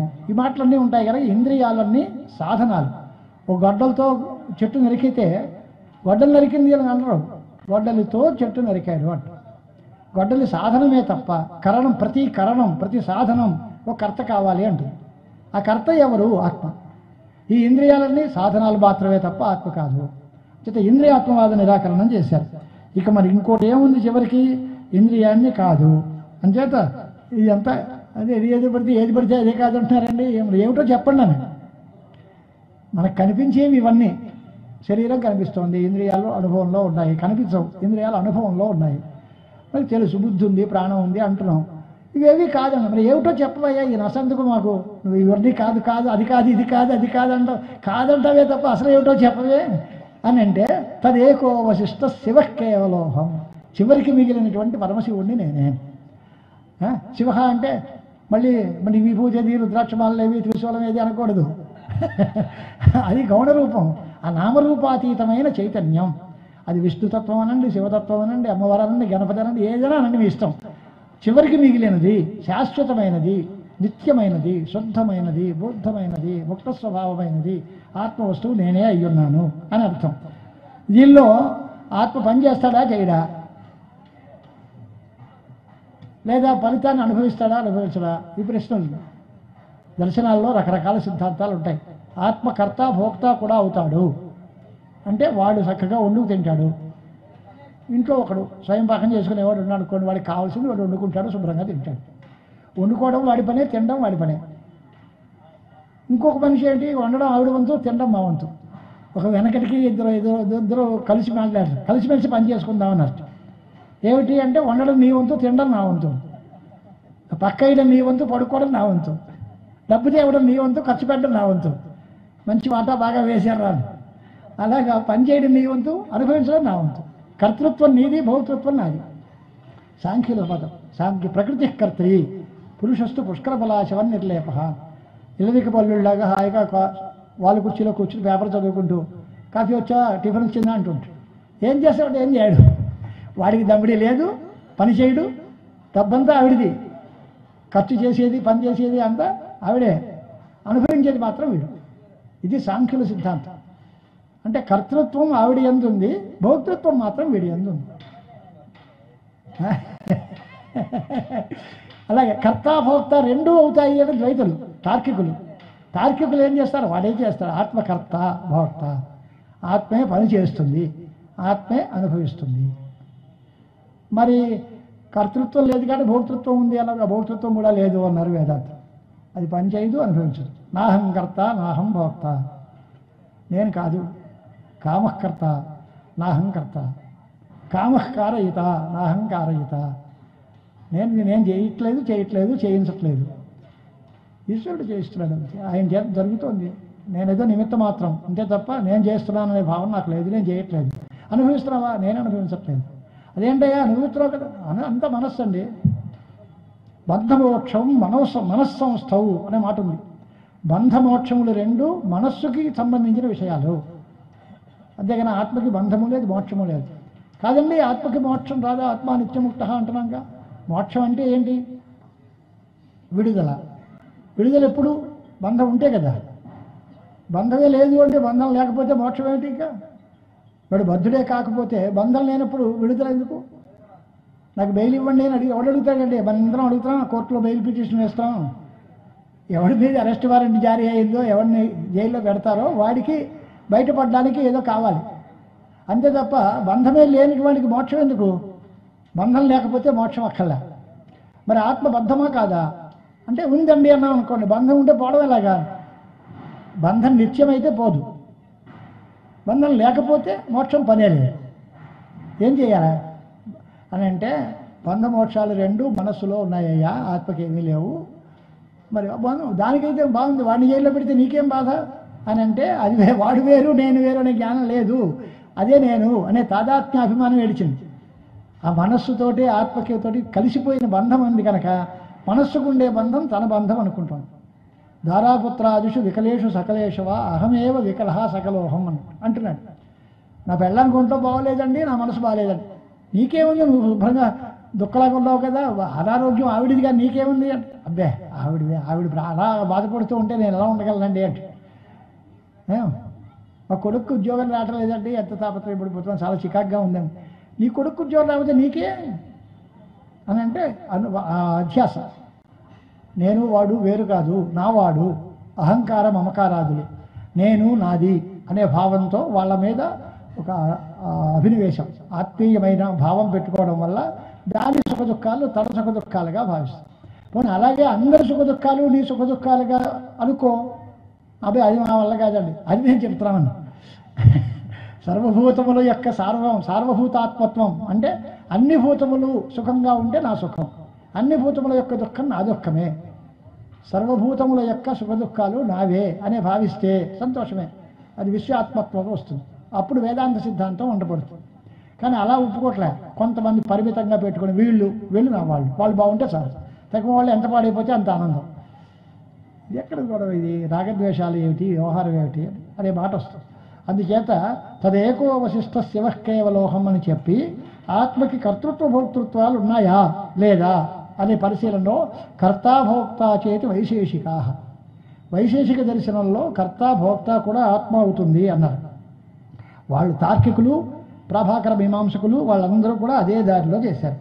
ఇక భోక్తైవేతి సాంఖ్యాశ్చ అన్నాడు. భోక్త మాత్రమే అని సాంఖ్యులు అన్నారు. కర్త కాదు, కర్త ప్రకృతి, భోక్త నేనే. ఇప్పుడు ఇవన్నీ ఎందుకండి మేము చెప్పింది సమాధానం? ఈ ప్రశ్నలో ఈ మాటలేం లేవుక. నువ్వు ఆత్మ నువ్వు కష్టం అని అడిగాడు. ఇది ఇవన్నిటికి సమాధానంలో ఇవన్నీ ఎందుకు వచ్చాయి అని అంటే, కేవలం అనే మాట ఉంది. కేవలం అంటే కర్తృత్వ భోక్తృత్వాదులు లేనటువంటి శివ అనేటువంటి మాట చేత ఆత్మకు సుఖాది దుఃఖాలు ఉంటాయి, సుఖ దుఃఖాలు ఉంటాయి అనే మాట కూడా నిరాకరిస్తారు. ఆత్మ విషయంలో అనేక మంది దార్శనికులు అనేక రకాల అభిప్రాయాలు వ్యక్తం చేశారు. వాటిని అన్నిటినీ కలిసికట్టి మూటకట్టి అవతల వారేశారన్నమాట శంకరాచార్యుల వారు ఒక్క శ్లోకంలో. ఆత్మ అంటే ఆత్మకి సుఖం ఉంటుంది, ఆత్మకి దుఃఖం ఉంటుంది, ఆత్మకి జ్ఞానం వస్తుంది, ఆత్మకి ధర్మం ఉంటుంది, అధర్మం ఉంటుంది. బుద్ధ్యాదయోష్టవు ఆత్మమాత్ర గుణా, బుద్ధి సుఖ దుఃఖ ఇచ్ఛా ద్వేష ప్రయత్నములు అనే 8 గుణాలు ఆత్మకు ఉంటాయి అని తార్కికులు అంటున్నారు. అన్నీ తీసిపారే, కేవలం ఏమీ లేవు. కర్తృత్వ భోక్తృత్వాదులు లేవు, సుఖ దుఃఖాదులు లేవు, ఏమీ లేవు. ఆత్మకి నిర్గుణము, నిరాకారము, నిష్క్రియము, నిరంజనము, నిర్వికల్పము అని ఆత్మస్వరూపం చెప్పడం కోసమే కేవలం అనేటువంటి మాట వాడారు. అంచేత శ్లోకం మరోసారి చూసుకుంటే మనం స్వామిన్ నహం న పృథివీ న జలం న తేజ న స్పర్శన న గగనం న చ తద్గుణా వా నాపి ఇంద్రియాణ్యపి తు విద్ధి తతోవశిష్ట యః కేవలోస్తి పరమస్స శివోహమస్మి. ఆ కేవల అనే మాటలో ఇవన్నీ కాదు తోసేశారన్నమాట. వైశేషికులు, తార్కికులు, ప్రాభాకరులు వీళ్ళందరూ చెప్పినటువంటి మతాలన్నిటినీ తీసేశాం. పరమహ అనే మాట చేత ఆయనే నిరతిశయ సుఖస్వరూపుడు, పరమపురుషార్థం దానివల్లే వస్తుంది. అది ఆయనే పరమశివుడు, పరమాత్మ, పరబ్రహ్మ. ఈ మాటలన్నిటి చేత చెప్పబడేది నేనే. అంచేత నన్ను నేను తెలుసుకోవడమే కావాలి. అది తెలియడం కోసమే నేను నీ దగ్గరికి వచ్చాను. ఇంతకు వేదాంత నువ్వు నాకు చెప్తే నేను నీకు చెప్పేదే ఉందయ్యా. గోవింద భగవత్పాదుల దగ్గరికి వచ్చి ఇప్పుడు నువ్వు నాకు చెప్తున్నావా, నేను నీకు చెప్తున్నాను ఎందుకని? పూర్వకాలం ఉపనిషత్తుల్లోనూ అన్ని కథలు ఉన్నాయమ్మా. ఓ రాజుగారి దగ్గరికి మహాపండితుడు వెళ్ళాడు. అజాతిశత్రు సంవాదం అని, గార్గి అజాతిశత్రు సంవాదం అని ఉపనిషత్తులో ఉంది. గార్గ్యుడనే బ్రాహ్మణుడు, అజాతిశత్రువు రాజు. ఆయన దగ్గరికి వెళ్ళాడు. ఏదో చెప్తానండి, ఆత్మ విచారం చేస్తాను, బ్రహ్మ విచారం చేస్తాను, చెప్పు నాయన ఏదో అడిగాడు, చెప్పాడు. ఇంతేనా అన్నాడు రాజుగారు. ఇంతేనా అంటే ఇంతేనండి అని. ఇంతేనా? మరి ఇంకోసారి అడిగాడు. మళ్ళీ రెట్టించి అంతే. ఇంతేనా, ఇంకేం లేదా అని. నాకు ఇంతే తెలుసండి. అయితే నేను చెప్తాను విను. అయితే నేను చెప్తాను విను. మీరు అన్నీ ఆయనకి అర్థం ఏమొచ్చింది అంటే ఆయన క్షత్రియుడు, ఈ వచ్చిన బ్రాహ్మణోత్తముడు ఈయన మీకు నేను చెప్పడం మరి సంప్రదాయ విరుద్ధం అండి. అంచేత మీలాంటి వాళ్ళు మాకు చెప్పడానికి పుట్టారు, మేము మీ ఆజ్ఞల్ని పరిపాలించాలి, అంతేగాని మేము చెప్పడం అనేది అంత మంచి పని కాదు. కనుక విజ్ఞాపయిష్యామి, నేను తమకు విజ్ఞాపన చేసుకుంటాను మీ అనుమతిస్తే అని శుద్ధ బ్రహ్మ గురించి రాజుగారు చెప్పారట. అలాగే ఇప్పుడు గోవింద భగవత్పాదుల దగ్గరికి వచ్చి మొత్తం వేదాంతం అంతా ఈయన ఎక్కడ పెడితే ఆకర్ణ్య శంకర గురో శంకర మునేర్వచనం దత్తం అద్వైత దర్శన సముత్థ సముపాత్తహర సముత్థముపాత్త హర్ష. అద్వైత దర్శనం ఎంత అందంగా తెలుసండి ఇతనికి. అద్వైతం పూర్తిగా కరతరామలకంలాగా వేదాంత తత్వం అంతా తెలుసు. చాలా ఆనందించారు గురువుగారు. ఇలాంటి వాడు సప్రాహ శంకర స శంకర ఏవ సాక్షాత్ జాతః త్వం ఇది అతహం అవైమి సమాధి దృష్ట్యా. అప్పుడు గురువుగారి సమాధానం ఏమిటి అంటే, ఆయన చాలా సంతోషం. ఎవరు అంటే నువ్వెవరు అని అడిగాను నేను. ఎవరు నువ్వు చెప్పక్కర్లేదు, నాకు తెలుసు. ఏం తెలుసండి? సాక్షాత్ శంకరుడివి నువ్వు.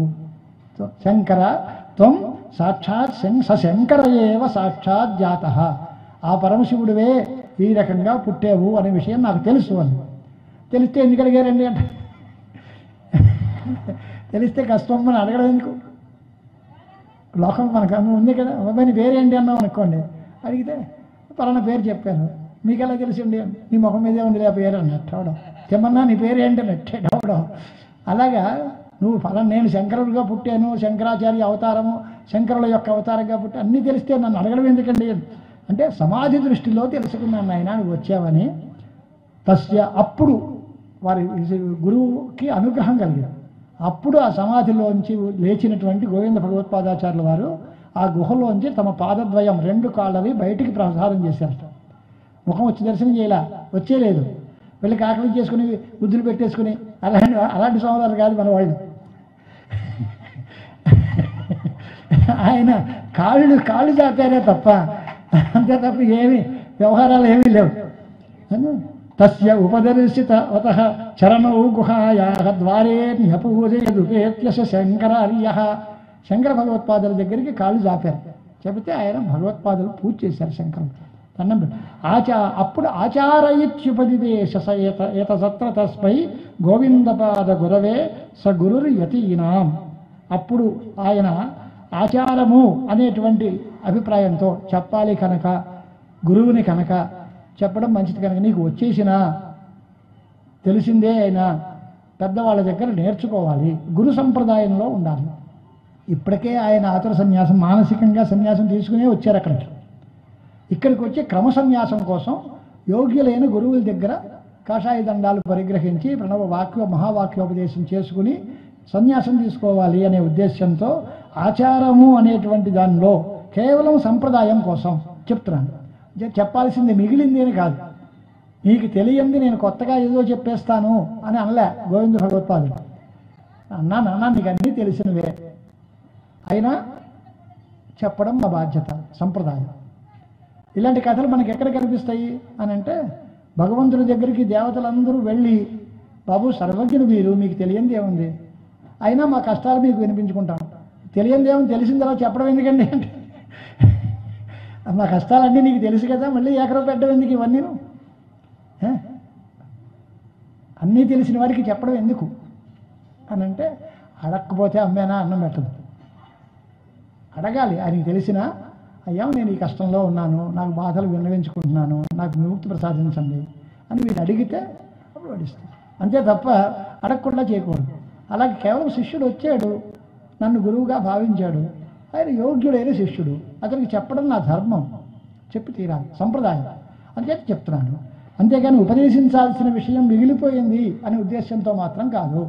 తెలుసుకోవాల్సిందంతా నీకు ఇదివరకే తెలుసు, నీకు నేను కొత్తగా చెప్పాల్సింది ఏమీ లేదు. శంకర సవినయైరుపచారై అభ్యతోషయత్ అసౌ గురుమేనం బ్రహ్మ తద్విదితమపి ఉపలిప్సు సంప్రదాయ పరిపాలన బుద్ధ్యా. మాట బ్రహ్మ తద్విదితమపి, తెలిసినప్పటికీ నాకు తెలిసినండి అంటే గర్వం వస్తుంది. కాదండి తమరు చెప్పండి వింటాను, సంప్రదాయం పరిపాలించాలి అనే ఉద్దేశం కోసమే గోవింద భగవత్పాదులను సేవించారు శంకర భగవత్పాదాచార్యుల వారు. భక్తిపూర్వ కృత పరిచర్యాతోషిత అధికతరం యతివర్య బ్రహ్మతాం ఉపదిదేశ చతుర్భిర్వేదశిఖరవచోభి అముష్మై. 4 మహావాక్యాలు ఉపదేశం చేసి వారికి సంప్రదాయంగా సన్యాసాశ్రమాన్ని అనుగ్రహించారు, తత్వోపదేశం చేశారు. 4 మహావాక్యాలు తత్వమసి, అహం బ్రహ్మాస్మి, ఇలాంటివన్నీ ఉంటాయి. సరే, దానిలోకి మనం వెళ్ళక్కర్లేకుండా సాంప్రదాయిక పరాశరపుత్ర ప్రోక్త సూత్ర గత్య నిరోధాత్ శాస్త్ర గూఢహృదయం హి దయాలో కృత్స్నమప్యయమబుద్ధ సుబుద్ధి. ఆయన శాస్త్రము యొక్క గహనాతి గహనమైన గూఢమైన హృదయాన్ని అంతటినీ వెనకాల చెప్పిన పరాశర పుత్రుడు ఎవరు? వ్యాసుల వారు. ఆ వ్యాసుల వారు చెప్పిన సూత్రాలు బ్రహ్మసూత్రాలు. ఆ సూత్రంలో ఉండేటువంటి దానికి తాత్పర్యంగా ఉండేటువంటి దాని హృదయం ఏదైతే ఉందో, బ్రహ్మసూత్రాల యొక్క హృదయం, అలా గూఢ హృదయం, అలా దాన్ని అంతటినీ స్వాముల వారు చాలా సంక్షిప్తమైన ఉపదేశంలో చెప్పారట. ఈయన చాలా అదంతటినీ కూడా చాలా సుబుద్ధిగా, బుద్ధిమంతులు గనక వెంటనే గ్రహించారు. సంప్రదాయం ప్రకారం వ్యాస పరాశర సుతఃకిల సత్యవత్యాం. సంప్రదాయం, గురు సంప్రదాయం చెబుతున్నారు. వేదవ్యాసుల వారు, వారెవరండి అని మనకి ఏదైనా చెప్తే ఆయన ఎవడండి అని వెంటనే అలగాలి కదా. వ్యాసుల వారు అంటే మహానుభావుడు అండి అంటే గొడవలేదు. ఆయన ఎవడండి అని అడిగామనుకోండి, పరాశర సుత. ఈ మధ్యకాలంలో ఏమైంది, కేవలం ఫాదర్స్ నేమ్ ఒకటి చాలదు, మదర్స్ నేమ్ కూడా పెట్టాలి, లేకపోతే సర్టిఫికెట్ ఇన్వాలిడ్. అంచేత పరాశర మహర్షి కొడుకు అంటే చాలదండి, అమ్మ పేరేంటి అని అంటే సత్యవత్యాం జాత. పరాశరుడు సత్యవతీసూనుడు, పరాశరాత్మజ సత్యవతీసూను వేదవ్యాస. అది రికార్డు చేస్తున్నారు పాపం. వ్యాస పరాశర సుతఃకిల సత్యవత్యాం తస్య ఆత్మజ సుఖముని ప్రథితానుభావ. ఆయన కుమారుడు లోకప్రసిద్ధుడైన శ్రీశుకాచార్యుల వారు. తచ్చిష్యతాముపగత కిల గౌడపాద. ఆ శ్రీశుకుల యొక్క శిష్యుడిగా తయారయ్యాడు గౌడపాద మహర్షి. గోవిందనాథ ముని అస్య శిష్యభూత, ఆయన శిష్యులు గోవింద భగవత్పాదాచార్యుల వారు. శుశ్రావ తస్య నికటే కిల శాస్త్రజాలం యశ్చాశృణోత్ భుజగ సద్మగతస్త్వనంతాత్. భుజగ సద్మ అంటే ఆదిశేషువు యొక్క అవతారం అక్కడ ఉంది కనుక ఆయన దగ్గర నుంచి ఇదంతా విన్నాను అనేటువంటి మాట చెప్పాడు. చెప్పిన తర్వాత సో అధిగమ్య చరమాశ్రమం ఆర్య పూర్వపుణ్య నిచయై అధిగమ్యం స్థానమత్యమపి హంసపురోగై ఉన్నతం ధ్రువైచేత్య చకాశే అనే మాట చెప్పాడు అనుకోండి. ఇది కథ పుస్తకం అంతా చదవడం ప్రారంభిస్తే అప్పటికి తేమలు తెలియదు. అంటే దీని గురించి కొంత మామూలుగా మాట్లాడుకుందాం. ఈ రకంగా గురు శిష్య సంవాద రూపంలో కొన్ని శాస్త్రార్థ ఘట్టాలు ప్రవేశపెట్టిన తర్వాత ఆదిశంకర భగవత్పాదుల యొక్క చరిత్ర మరుపు తిరిగింది. ఇక్కడ ఇంతవరకు ఏంటి అంటే ఆయన భూలోకంలో అవతరించారు, ఆయన విరక్తిని పొందారు, వైరాగ్యంతో సన్యాసం పుచ్చుకున్నారు. ఆ సన్యాసానికి ఒక రకమైన గుర్తింపు పొందడం కోసం గోవింద భగవత్పాదుల దగ్గరికి వెళ్ళారు. వారు అనుగ్రహించారు, మహావాక్యోపదేశం చేశారు. క్రమ సన్యాసంతో ఆయన మంచి లోకానికి ఏమిటి ఉపయోగం? అంతవరకు ఆయనకు ఉపయోగమే తప్ప లోకానికి ఏం ఉపయోగం? ఆయన సన్యాసి అయితే ఏం, బ్రహ్మచారి అయితే మనకే. ఆయన చేయాల్సిన పని అంతా ఎదురుండిపోయింది. మరి ఆయనకి ఆ పని పురపాయించేవాడు ఎవడు? అంచేత గోవింద భగవత్పాదుల దగ్గరికి వెళ్ళిన తర్వాత ఆయన చెప్పారు, నాయన నువ్వు అస్పదాది పదవీం అధిరూఢ, నువ్వు మాలాంటి వాళ్ళ స్థాయిలో ఉన్న మనిషివి. నువ్వు ఇలా చిన్నగా కూర్చుని ఎక్కడో కాషాయ దండాలు పెట్టుకుని భిక్షాటనం చేసి కూర్చుంటే చాలదు. నువ్వు చాలా గొప్ప పని చేయాలి. కాశీనగరానికో బదరికా క్షేత్రానికో వెళ్ళు. అక్కడికి వెళ్ళి సూత్రభాష్యం ప్రస్థానత్రయ భాష్యాలు రాయి. నువ్వు నిర్జించాల్సిన మహాపండితులు ఉన్నారు, వాళ్ళందరినీ జయించు, అద్వైత విద్య ప్రచారం చేయి అని పురమాయించారు. గోవింద భగవత్పాదుల డైరెక్షన్ అన్నమాట. కారణం ఏమిటి? గురువు శిష్యుడికి కర్తవ్యాన్ని ఉపదేశించాలి. అంతేగా నువ్వు సన్యాసం అడిగాను ఇచ్చేసాను పో, నీ దండాలు నువ్వు పడు అన్నాడు అనుకోండి. దీనివల్ల ఏమిటి ఉపయోగం? ఆ శిష్యుడిని ఉద్ధరించాలిగా. అసలు అవతార పురుషుడు ఆచార్య స్వాముల వారు భూలోకంలోకి అవతరించిన ప్రయోజనం ఏమిటి? సనాతన వైదిక ధర్మ సంస్థాపనం. అది కదా కావాల్సింది. అది ఎప్పుడవుతుంది? దానికి తగిన వాంగ్మయ సృష్టి కలగాలి, దాన్ని తగినటువంటి ప్రతిబంధులందరినీ ఖండించాలి, ప్రతికక్షలందరినీ నిర్జించాలి. అప్పుడు అద్వైత సిద్ధాంత ప్రచారం జరిగితే అప్పుడు ఆచార్యుల వారు భూలోకంలో అవతరించిన దానికి సార్థక్యం. అంచేత ఆ మార్గం, నాయనా నువ్వు ఎందుకు వచ్చావో మాకు తెలుసు, నువ్వు భూలోకంలోకి రావడానికి తగిన కారణం ఏమిటో మాకు తెలుసు, అది ఎందువల్ల అనే దానికి ఇంకొక చోట ఉండే సమస్త ప్రజల యొక్క పూర్వ పుణ్యం అంతా కలిసి ఒక సముద్రం అయితే ఆ సముద్రంలోంచి పుట్టినటువంటి ముఖపద్మం అంట శంకరాచార్యుల వారి పద్మం. సమాసీత్స్యాస్యం సుకృత జలధే పూర్వ సర్వజగతాం. సర్వ జగత్తుల యొక్క పుణ్యము అంతా మూట కడితే ఓ సముద్రంలాగా తయారైంది. ఆ సముద్రంలోంచి పుట్టింది చంద్రబింబం లాంటి ముఖం భగవత్పాదులు. అది పూర్వ పుణ్య ఫలం. మనందరూ చేసుకున్న పుణ్యఫలం చేత ఆచార్య శంకరులు ఆవిర్భవించారు. వారే కనుక అవతరించకపోతే లోకం అంధకార బంధురమైపోయి ఉండేది. ఆ మాట రాశారు విద్యారణ్యుల వారు. ఎలాగా అంటే సముద్రంలోంచి చంద్రుడు వస్తాడుగా, అలాగే ఈయన సమస్త జగత్తుల యొక్క పుణ్యం అనే సముద్రంలోంచి ఈయన వచ్చారు. కానీ తేడా ఏంటి అంటే ఆ సముద్రుడు చంద్రుడికి ఉదయం ఇచ్చాడు, అలాగే సమస్త జగత్తుల యొక్క పుణ్యఫలంగా భగవత్పాదులు పుట్టారు. అంతవరకు బాగానే ఉంది. ఈయన ముఖం చంద్రుడు లాంటిదే, కానీ ఆ చంద్రుడికి ఈ ముఖానికి చాలా తేడా ఉందన్నట్టు. సతాం తేజపుంజం హరతి సహ. ఆ చంద్రుడు నక్షత్రాల యొక్క కాంతినంతటిని తగ్గించేస్తాడు, ఈయన అందరికీ కాంతిని పెంచుతాడు. అంతే తప్ప ఎవరిని తగ్గించేయడు. అందరికీ కాంతిని ప్రసరింపజేసి అందరినీ జ్ఞానులుగా తయారు చేసేటువంటి మహాపురుషుడు శంకరాచార్య స్వామి వారు.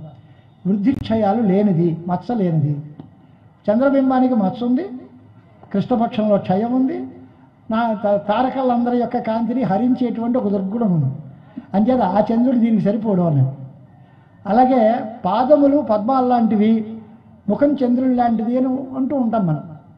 ఇదో వర్ణన చేశారు శంకరాచార్యుల వారు. వర్ణన చేసి పాదవు పద్మసమో వదంతి అని. ఆయన పాదాలు పద్మాల్లాగా ఉన్నాయని. నాన్ సెన్స్, అదేం బాగాలేదని అడిగారు విద్యారణ్యుల వారు. పాదాలు పద్మాల్లాగా ఉన్నాయంటే ఈయన పిలిస్తే వచ్చిన శిష్యుడి యొక్క కాళ్ళకి కింద పాదాలు మొలిచాయి పద్మాలు.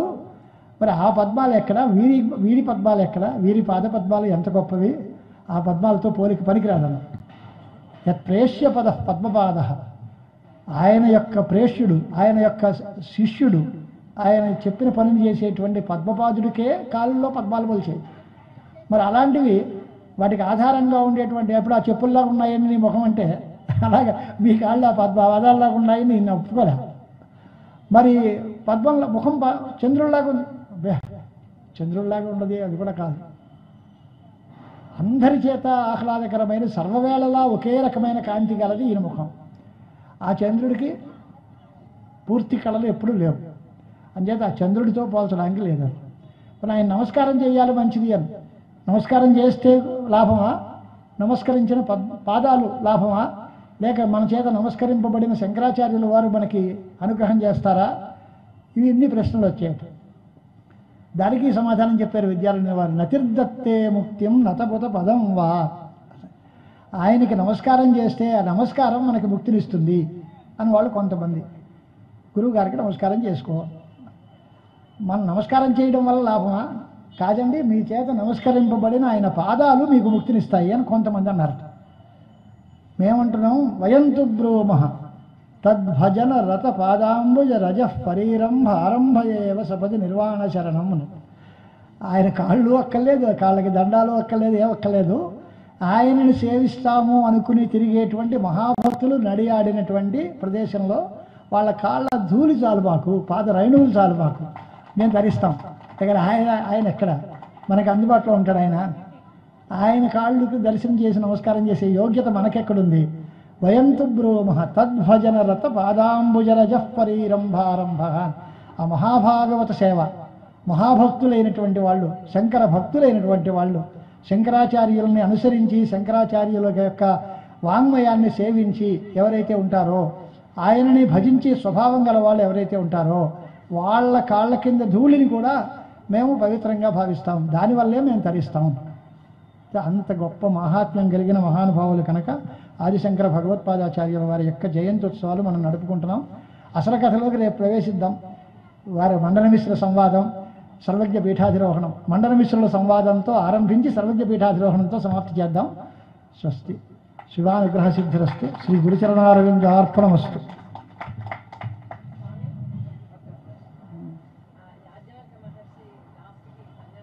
అయ్యో తీశారమ్మా, తీసుకున్నారు.